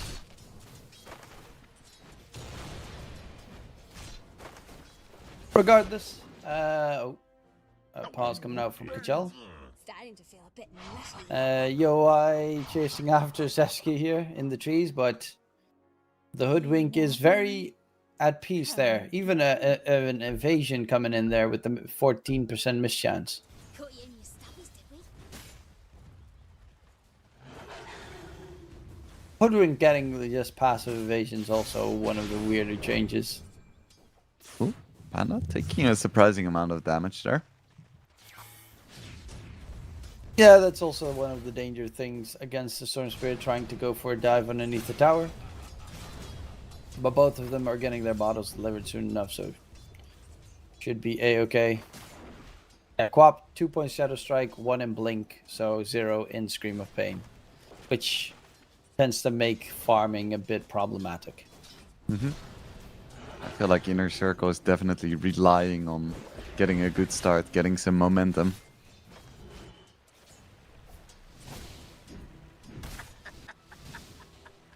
Well, are any of these lanes particularly interesting in terms of kills, in your eyes?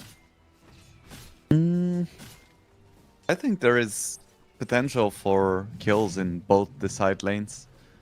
Because I feel like Abaddon and Beastmaster are gonna be fine, but both Warlock and Hoodwink have quite a bit of damage, but not that much in terms of survivability. So if they move in the wrong way, they slip up, I can easily see them going down. And same thing for bottom, especially the Ench like we saw before. But even someone like the Tusk, if the Ench and the Morph, it's double range, so they should be able to slowly wither down the Dawnbreaker and Tusk. Yeah, however, it is one of those situations where if you try to harass them and you get caught by a Celestial Hammer Starbreaker Ice Shards combo, you are dead. Especially the Enchantress. Morphling can survive a little bit more, but even then, Waveform is going to be the only way that he stays alive. Yeah. The key for Tusk and Dawnbreaker is to keep mana, so then every time the enemy comes close, you can throw out those spells. That is exactly what Norma's gonna go for by soaring first.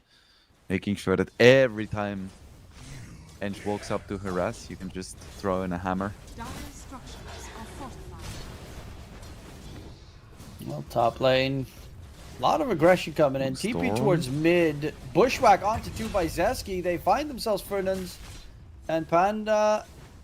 They're trying to finish him off. He does have the water rune trying to heal up, but he is gonna die, and another kill for the Radiant side. Great rotation already from the supports to try and keep the Storm alive. Unfortunately, he did die at the very least, but still did get the kill onto Fernandes.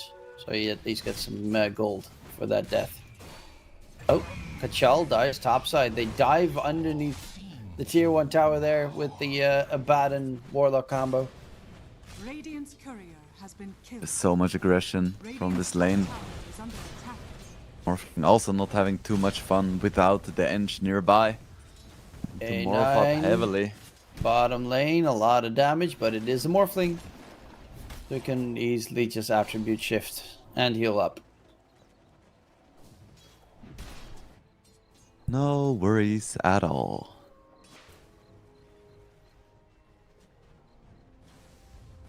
Radiant's middle tower is under attack. Panda, almost level 6.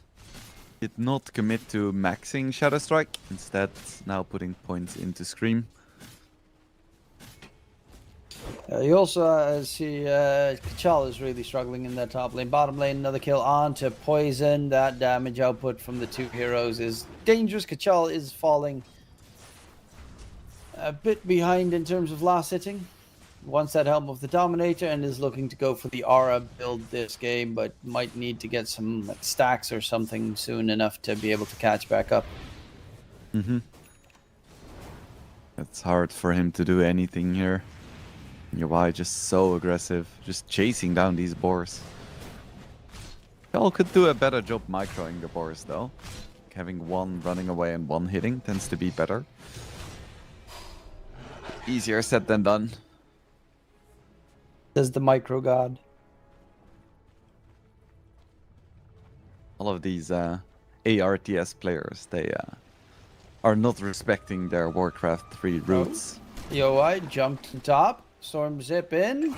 Yoi dead and a big kill secured there. It's also an arcane rune onto the Storm Spirit. Kachal needs to be careful. There's fatal bonds still onto two targets. Panda's nearby, has that sonic wave. As they're gonna chase in deeper. TP out. They know Quap is on the way and they are almost lining it up perfectly. Nice bushwhack stun there. Panda needs to get something out of it, but also the Experience Shrine is about to spawn. That's kind of what they're fighting here for. Dire's middle tower And it looks like it's going to be a double shrine for the Dire side. Panda not particularly healthy on mana. Bushwhack onto only one. Dawn ulti in as well. He got the shrine on one end, Panda on the other. Waveform in from the Morphling will get a kill, but the fight's looking pretty rough here to continue as A9 is turning into Queen of Pain, jumping about. But it's actually a lot of damage onto Furnace there. Tag team comes in, going for the Morphling. Can't get the blink out of there. Kachal even going to get dove underneath the tier 2 tower.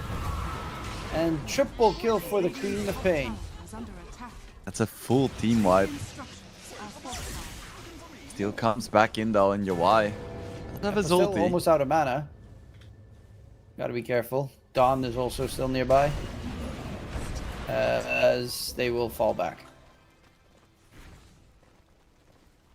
Big fight for Inner Circle, and like you mentioned, they get both the shrines. Pretty big deal at this stage of the game. Panda, no rune top, it's gonna be bottom. Norma picks it up. Catch on to Zeski, going for poison next. No fun for you.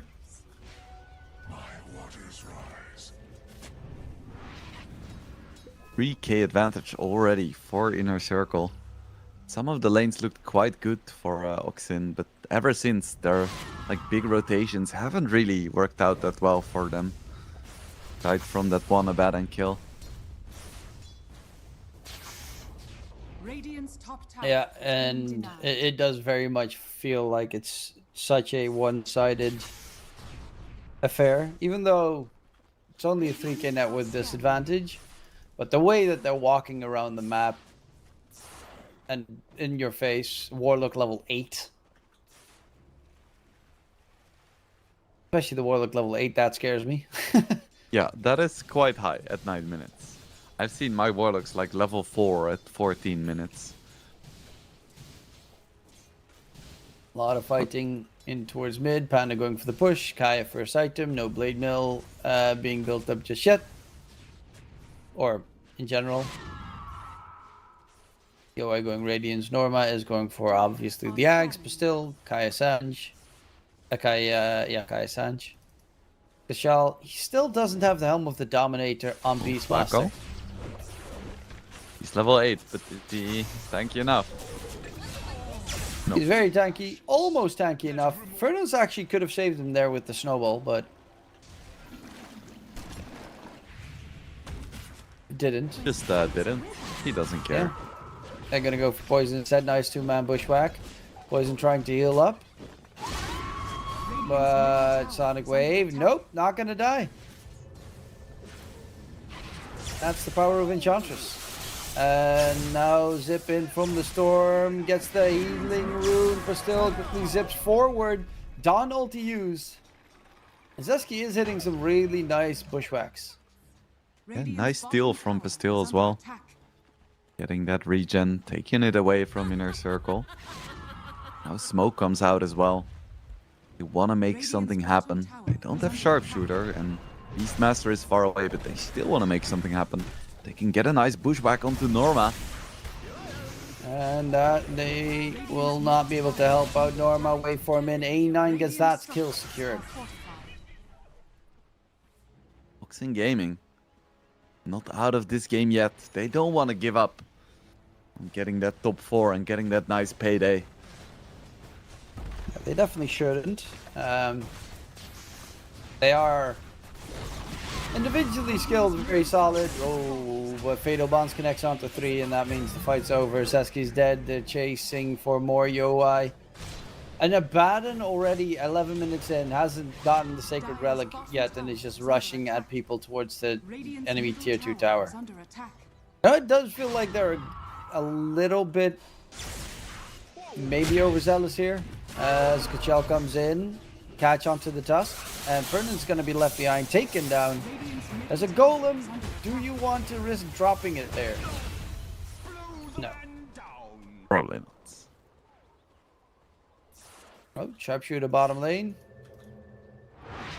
As Yoi in the area, A9 still has some pretty decent farm. The only one struggling a bit is Kachal.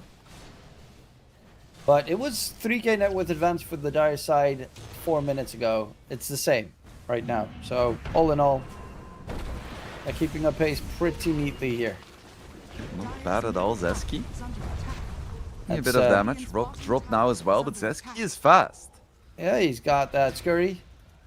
Is elusive and is out of there. Just walks away. Golem on cooldown. A bit awkward. Dawnbreaker used the Celestial Hammer to clear the creep wave, so there was no slow. No upheaval. Nothing. Radiant's bottom tower has fallen. Dire's structures are fortified. And Yo is closing in on that Sacred Relic. Kachal trying to get a push in. Tier 1 tower is the target. It is dropping low. And is going to get taken down by Kachal. Who's slowly creeping back up in the net worth chart.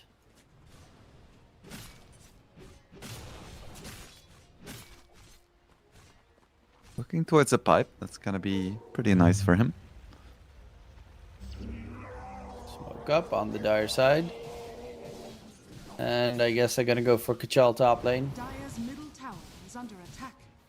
Where he is very much in trouble. Fernand's halfway towards his blink as well. They're going to spot out Kachal. And there should not be... Oh, Roar thrown out.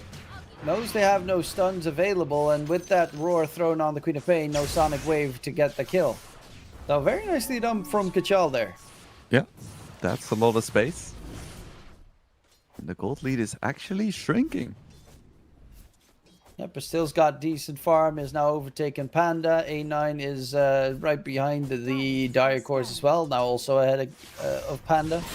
Experience Shrine is about to spawn down. Ulti comes flying up, but still needs to get himself away from the area, but it is going to be a shrine for both sides, as A9 will probably steal on the other side, but there is no Dawn ulti available here. They're going in. Sonic Wave does get thrown out from Panda, but there is a possible fight here topside. They're going to go for the Tusk. Fernand's dropping low. He is dead. Yoi, no borrowed time yet for another 10 seconds. They don't know this. They didn't time his ulti. Dire's bottom tower is under attack. It's another Sonic Wave that doesn't lead to a kill. Dire's bottom tower has fallen. A9 chilling bottom lane. Norma's trying to right click him, but he doesn't really care. Attribute shift, baby.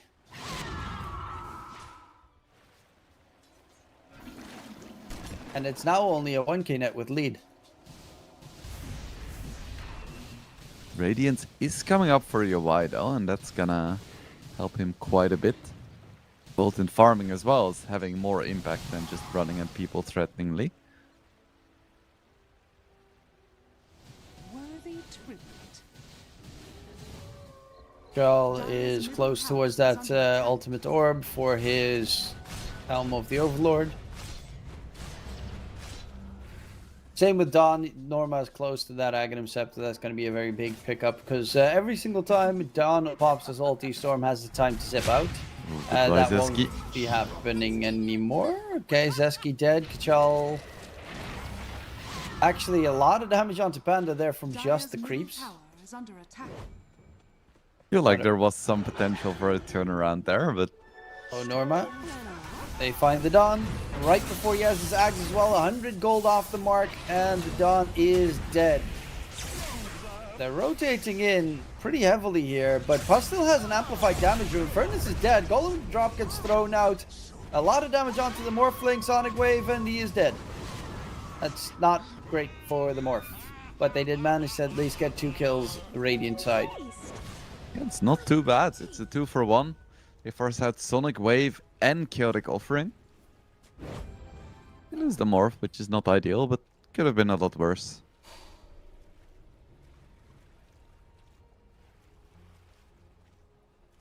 And now Yowai has the Radiant Suns going for the Manta style build, probably Bloodthorn or along those lines afterwards. Sharpshooter in mid onto Flacco, Warlock.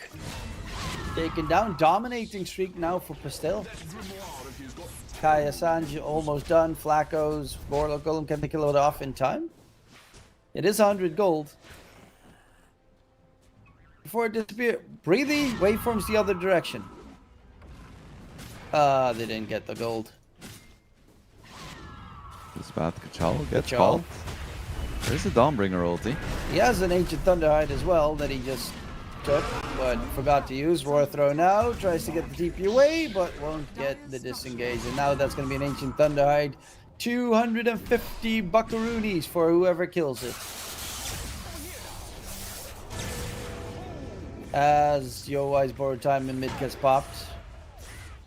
Sharpshooter misses something that feels like it should have hit, but they take the tier 1 tower in trade. Still only a 1k net worth lead here for Radiant are scanning. the side of Inner Circle. Not too shabby. A9 almost has his Manta. It is still a very good Morphling game. There is almost no lockdown for him. In an even game. I think I favor Captain Gaming's lineup.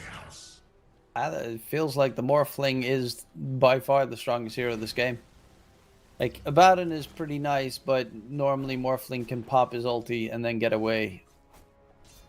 And then go back in afterwards, which is kind of the scary part.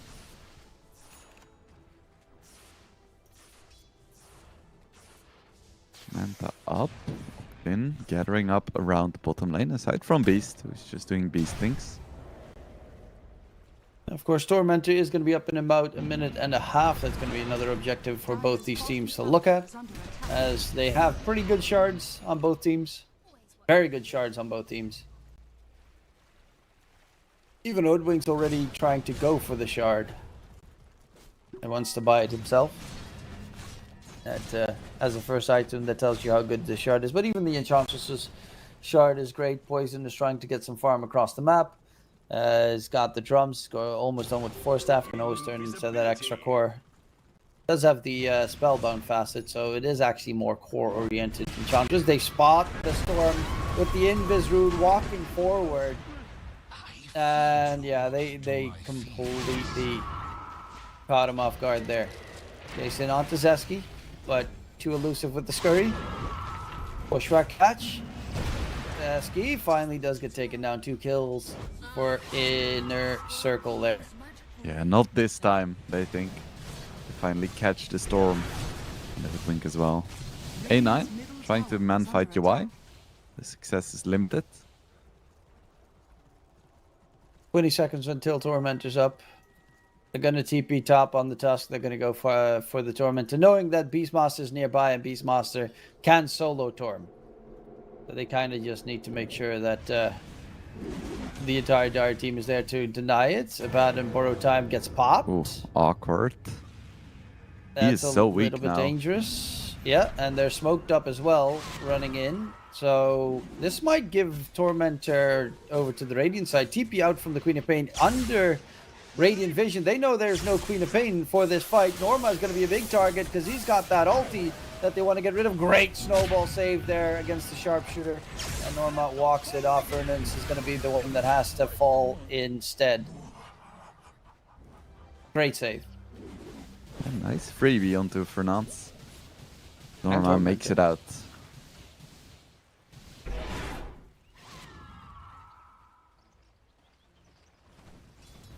He'll walk towards bottom or mid lane. Soak up the juicy creep golden XP. Sasuke, he's 450 gold away from his shard. Does he get a free one? Yes, he does. Doesn't have to spend his money on the shard. Value. That's a good life. Oh, and mid. Panda and Pastil. Queen of Pain with Ace Room, feeling confident. Is going Ags after Kai Sanj.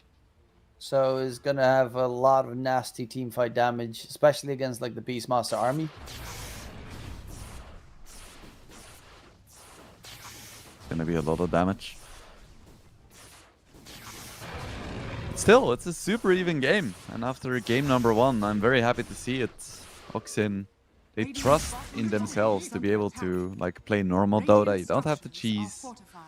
You don't need your meepos and your safe lane storms. You can just play basic Dota and hang with the best. So, might as well. Yeah, they put themselves in an equal position this time around, and they make it so far a pretty equal game. As Kachal is closing in on towards his pipe, which is going to be really good against this dire magic damage, which at this stage of the game is either magic or pure damage. In mid, sharpshooter, they have the damage. Do they? Queen of Pain so close, but the heal from Norma is too much. Sonic Wave misses the mark completely. Dante is out. Seski has a bushwhack, but yeah, he does get taken down in the end, so he couldn't get the catch there nonetheless. That was some Symphony of Fails material. Yeah. All the missed spells. That Queen of Pain ulti was wild. Oh, they're going Roche immediately off the back of that Hoodwink Dead. And it does get scanned. They are not the fastest, but they're also not that slow. They have Tag Team and a Deso, so they should be fine. But they are right on their heels. Morphling spotted. Roche is almost dead. They know there's also no Sonic Wave and Dawn ulti. That's why a good fight would have been great, but they do manage to pick up the Aegis before they get it in the area. You will be going for a blink now, which is very nice for himself, because when borrowed time is active, you don't take damage, so you can always blink. And also it means that if your co-op or like your Warlock gets jumped, it's way easier to get that save off. But he's a safe laner. Why would you go for the save onto your mid lane? Like, buy a BKB co-op. Good point. You should just go damage. They're one of us. One of us. BKB. I wouldn't mind a harpoon either. I've seen a lot of weird Abaddon builds lately. I've also seen the one where they went for Radiance, Bloodthorn, Blink Refresher. Yeah, sure. It's just like... Sounds good. Stay Bloodthorn alive. is sick in this game. Bloodthorn is great, but also the Refresher very early on the... Just more lives. I think More I lives even saw equals that... more better. Oh, they find Poison Bottom. That game that he played, that build I just said, he went against an anti-mage. And then he popped Refresher, but... no, sorry, he didn't have mana to pop Refresher after he got his ulti off. Shocking. So it was like, that's the dumbest thing I've ever seen. 2 hits. I don't have, what, 350 mana or whatever it costs. 400 these days. Oh, missed the walrus punch there. Vernon sits an illusion. Oops. That's Dawn ulti on cooldown. Not ideal. Kel tucking his tail and running. Still's going for Parasma, is pretty close with it, wanting Shivas afterwards. Kachal going in for the BKB, zip in onto the Queen of Pain. Pushback roar, they're stacking their stuns. But luckily enough, there's also that Croaker behind it and a big kill streak. 7 kill streak going to Kachal. Huge kill, they're right in front of the Dire base. They're going to go up the high ground. No Dawn ulti for another 45. You have the Beastmaster nearby, you might as well knock it a little bit. Force the entire Dire team back. Under attack. Oh, you are coming in from behind though. And they're gonna spot out Flacco. Walrus by Snowball save onto Zeski the chases. Dawn is here as well, and yeah, they kind of were torn between what are we going to do here. That's just such a Flacco moment. He always finds himself in the weirdest positions. It's like, oh, I'm suddenly surrounded by 2 enemy heroes. That's cool. Yeah, but then luckily enough has the support from his team to be saved. Bottom, Dawn ulti, Morphling, no attribute shift, no chance to respond, and no Morphling for 60 seconds. Dire's middle tower is under attack. Can't afford mistakes like this. It's very close, but Morph is the big carry. And it's, you know, it's the Morphling safe lane, so he's like, I don't want to buy Shard. It's not good for me. I'll get it for free from the Tormentor. Yeah, why would I spend my well-deserved money on it? What's a BKB? I mean, even BKB wouldn't have saved him there. Under attack. Classic yeah. safe laner mentality. They have 3 BKB piercing stuns plus the Sonic Wave. Radiant's middle It's tower actually kind is of a falling. bad BKB game. That is true. I wouldn't buy BKB either, but maybe that's because I used to be a safe laner as well. You used to be an everything laner. That is true. Radiant's bottom tower is under attack. So I can always find excuses for my bad habits. Yeah, that's just from back when I was +5. That's just back from when I was still Orchid silence. He might need to get a BKB, as there is the Abaddon Orchid to show. He at least needs to get a dispel. Yeah, he's going Manta style on Storm Spirit now. Ah, yes. Manta Storm. My beloved. He has Kaya Sanji already, so you know why not add Yasha? Go for the Trident. Yeah. Very good. I remember the days when you only got one random neutral item, and it could just be a Trident that was like a recipe. I mean, if you ever got the money for it. It's so, to be fair, I would have loved to see the Trident just as an item in game that you can get for ultra late game. Just do all 3 swords and then like a 4,000 gold recipe. Fuck my shit up. Yeah, because now you have games where you've got like Medusas in ultra late game with an extra 15k just lying in the bank, not knowing what to buy. And Shaker's buying freaking Kaya Yasha. Crazy. Oh. They find the beast. Throws a roar. And he runs away. Has no TP for 30 seconds. So Kachel's dead. Very much so. Or is he? Oh. What? Oh. Oh. Oh. Oh, he revealed himself. That was a kind of sneaky little hidey spot. Sneaky fella. Poison in the meantime, trying to cut creep waves, push it out. Is gonna get jumped. And slowly die.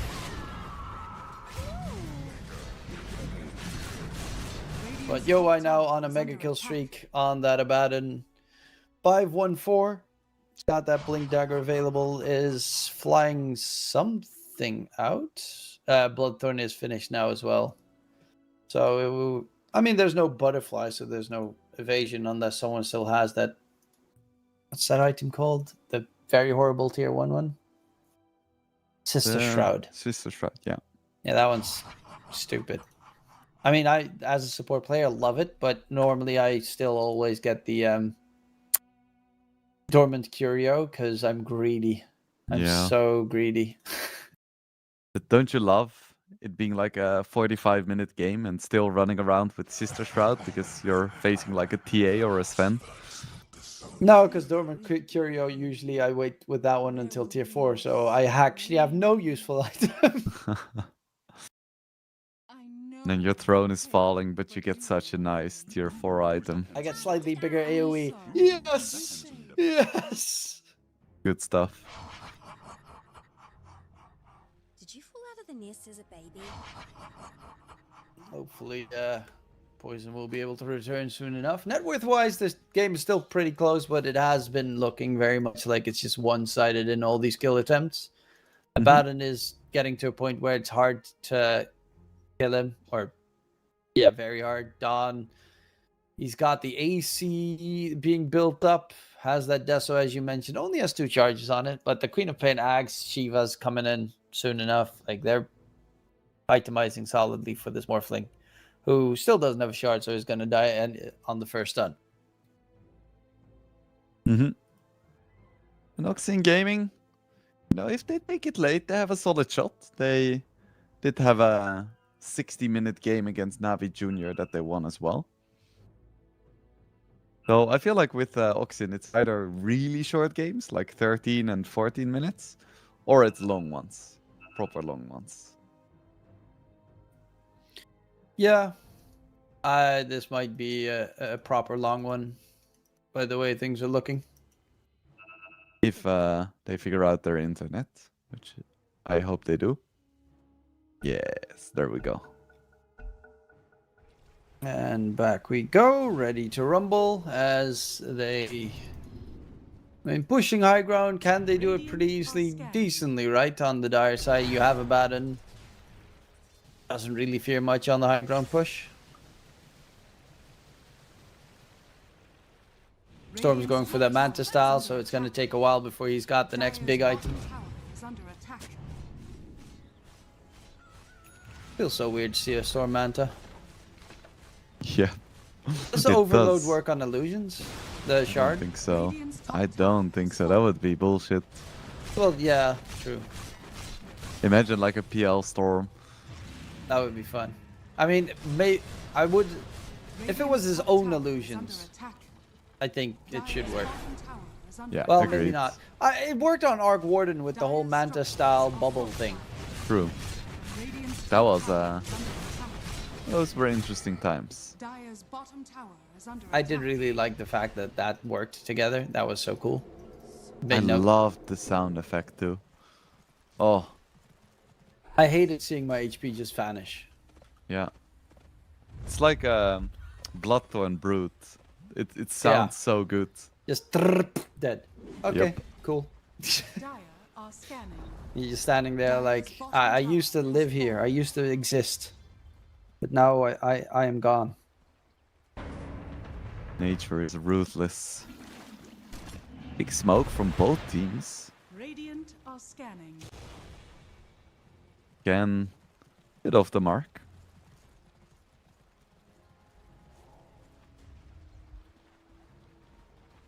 Yeah, they're miles from each other because, of course, the Dire wants that Tormentor Radiant. They're also very close. Take... Yeah. Oh, Panda.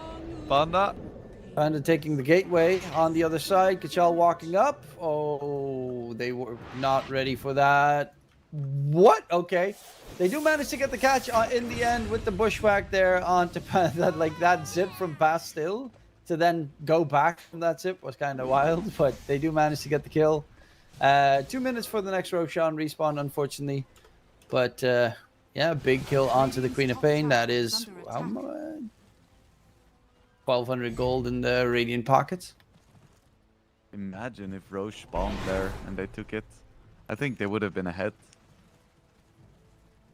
Yeah, but unfortunately, it's almost max duration Roche respawn. Yeah. Kanto was lucky. Yoi trying to catch up to the Enchantress, who has the Hurricane Pike and the Serrated Ship, so it's a little bit more of a nasty Enchantress this game. Yeah, it's a spicy inch. Needs the shards though next to really be Impactful. As Yoi jumps in, but it's a Manta Storm. In response, Don Ultra comes flying out. Can they get still out of there? Storm is dead. A9 almost drops in the meantime. TP out from Beastmaster. A9 still dies. My How? god. Didn't he? He's UI. No cooldown on his blink. No cooldown on his Bloodthorn. Okay, well, Inner Circle is back. Roche is gonna spawn. They're gonna take it. It's gonna be a 15k gold lead. And Oxin Gaming's chances are slowly going down the drain. I mean, this was a very fast prop. This one just the chances just flew by.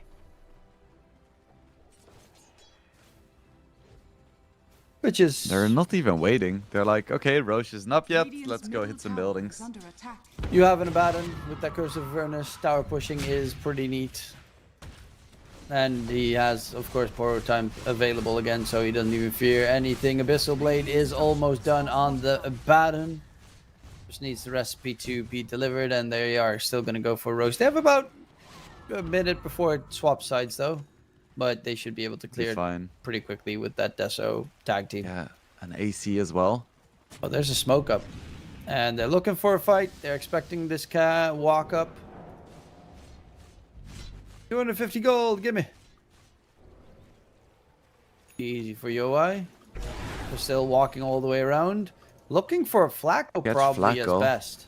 It would be huge. But they're anticipating the Roche movement, I think. 20 seconds. I think they can take it in 20. Ooh, Roche roars. Yeah, you also have the Warlock with the upheaval attack speed bonus. Roche is dropping low. Zeski running in. Bushwhack gets a catch. Zip in. Aegis snatch. Viper still. And a great little sneaky snatch there by the Stone Spirit, going in for more, gets the control in. Queen of Pain dropping low, is almost dead, but they lose A9 once again without any response. Kachal is going to get control of Snowball Chase onto Zeski Hoodwink. And the Hoodwink will be able... Oh no, he's going to get caught in the end. The only one getting out is still with that Aegis, but... Yeah, this Morphling is just... Buy a shard, buy a beacon, buy something, do something. Yeah, do Keeps something. dying. I don't remember the last time I saw a team fight where Morph was actually hitting people. He walks in, they pop a couple of spells on him, forgets to swap attribute shift, he's dead. He even has a deadless, just cannot hit anyone. Well, that's gonna be set of racks. They have Aegis, that's good. Yep, Storm's got that second life. Runa could be in trouble actually. Bastille has full mana. Yeah, going in for the Dawn. Takes a lot of damage, but there's the Queen of Pain. Silence comes out, but still, I got that Manta in me. Oh, Yoi in the meantime. In the Radiant base, there is a respawning Beastmaster and Morphling now. He doesn't have Aegis, so he only has 2 lives. Gotta keep that in mind.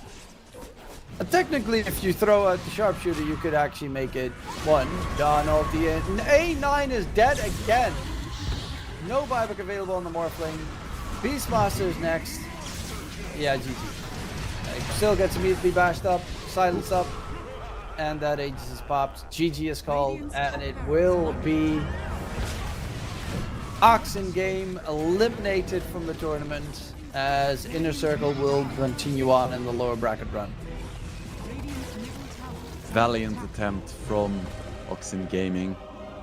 I hope we get to see more of them in the future, because it's always fun to see these single nationality teams signing up for tournaments and trying to prove what they're worth. It would be cool to see the scene over there grow. So yeah, it was fun watching them, but it's gonna be Inner Circle going to the next stage of this tournament, getting themselves in contention for that 25k first prize. Yeah, looking for that grand prize. Obviously, great job there from Inner Circle. Unfortunately for Oxen game, they got so far, but right out of the money spot, they get eliminated. So unfortunately for them. But that does mean the second series of the day is concluded. There is one more series today, if I'm not mistaken. Yes. And it should be Team T versus four Pirates. That will be the next one on the menu. So don't forget to check it. It will be up in about 40 minutes, but we won't be covering it because we're done for the day. Hopefully you have a great time. Hopefully you enjoyed the matches as well. My name is Dika Truman, joined by the wonderful Wingblade, and hopefully we'll see you in the near future. And in case we don't see you, good afternoon, good evening, and good night.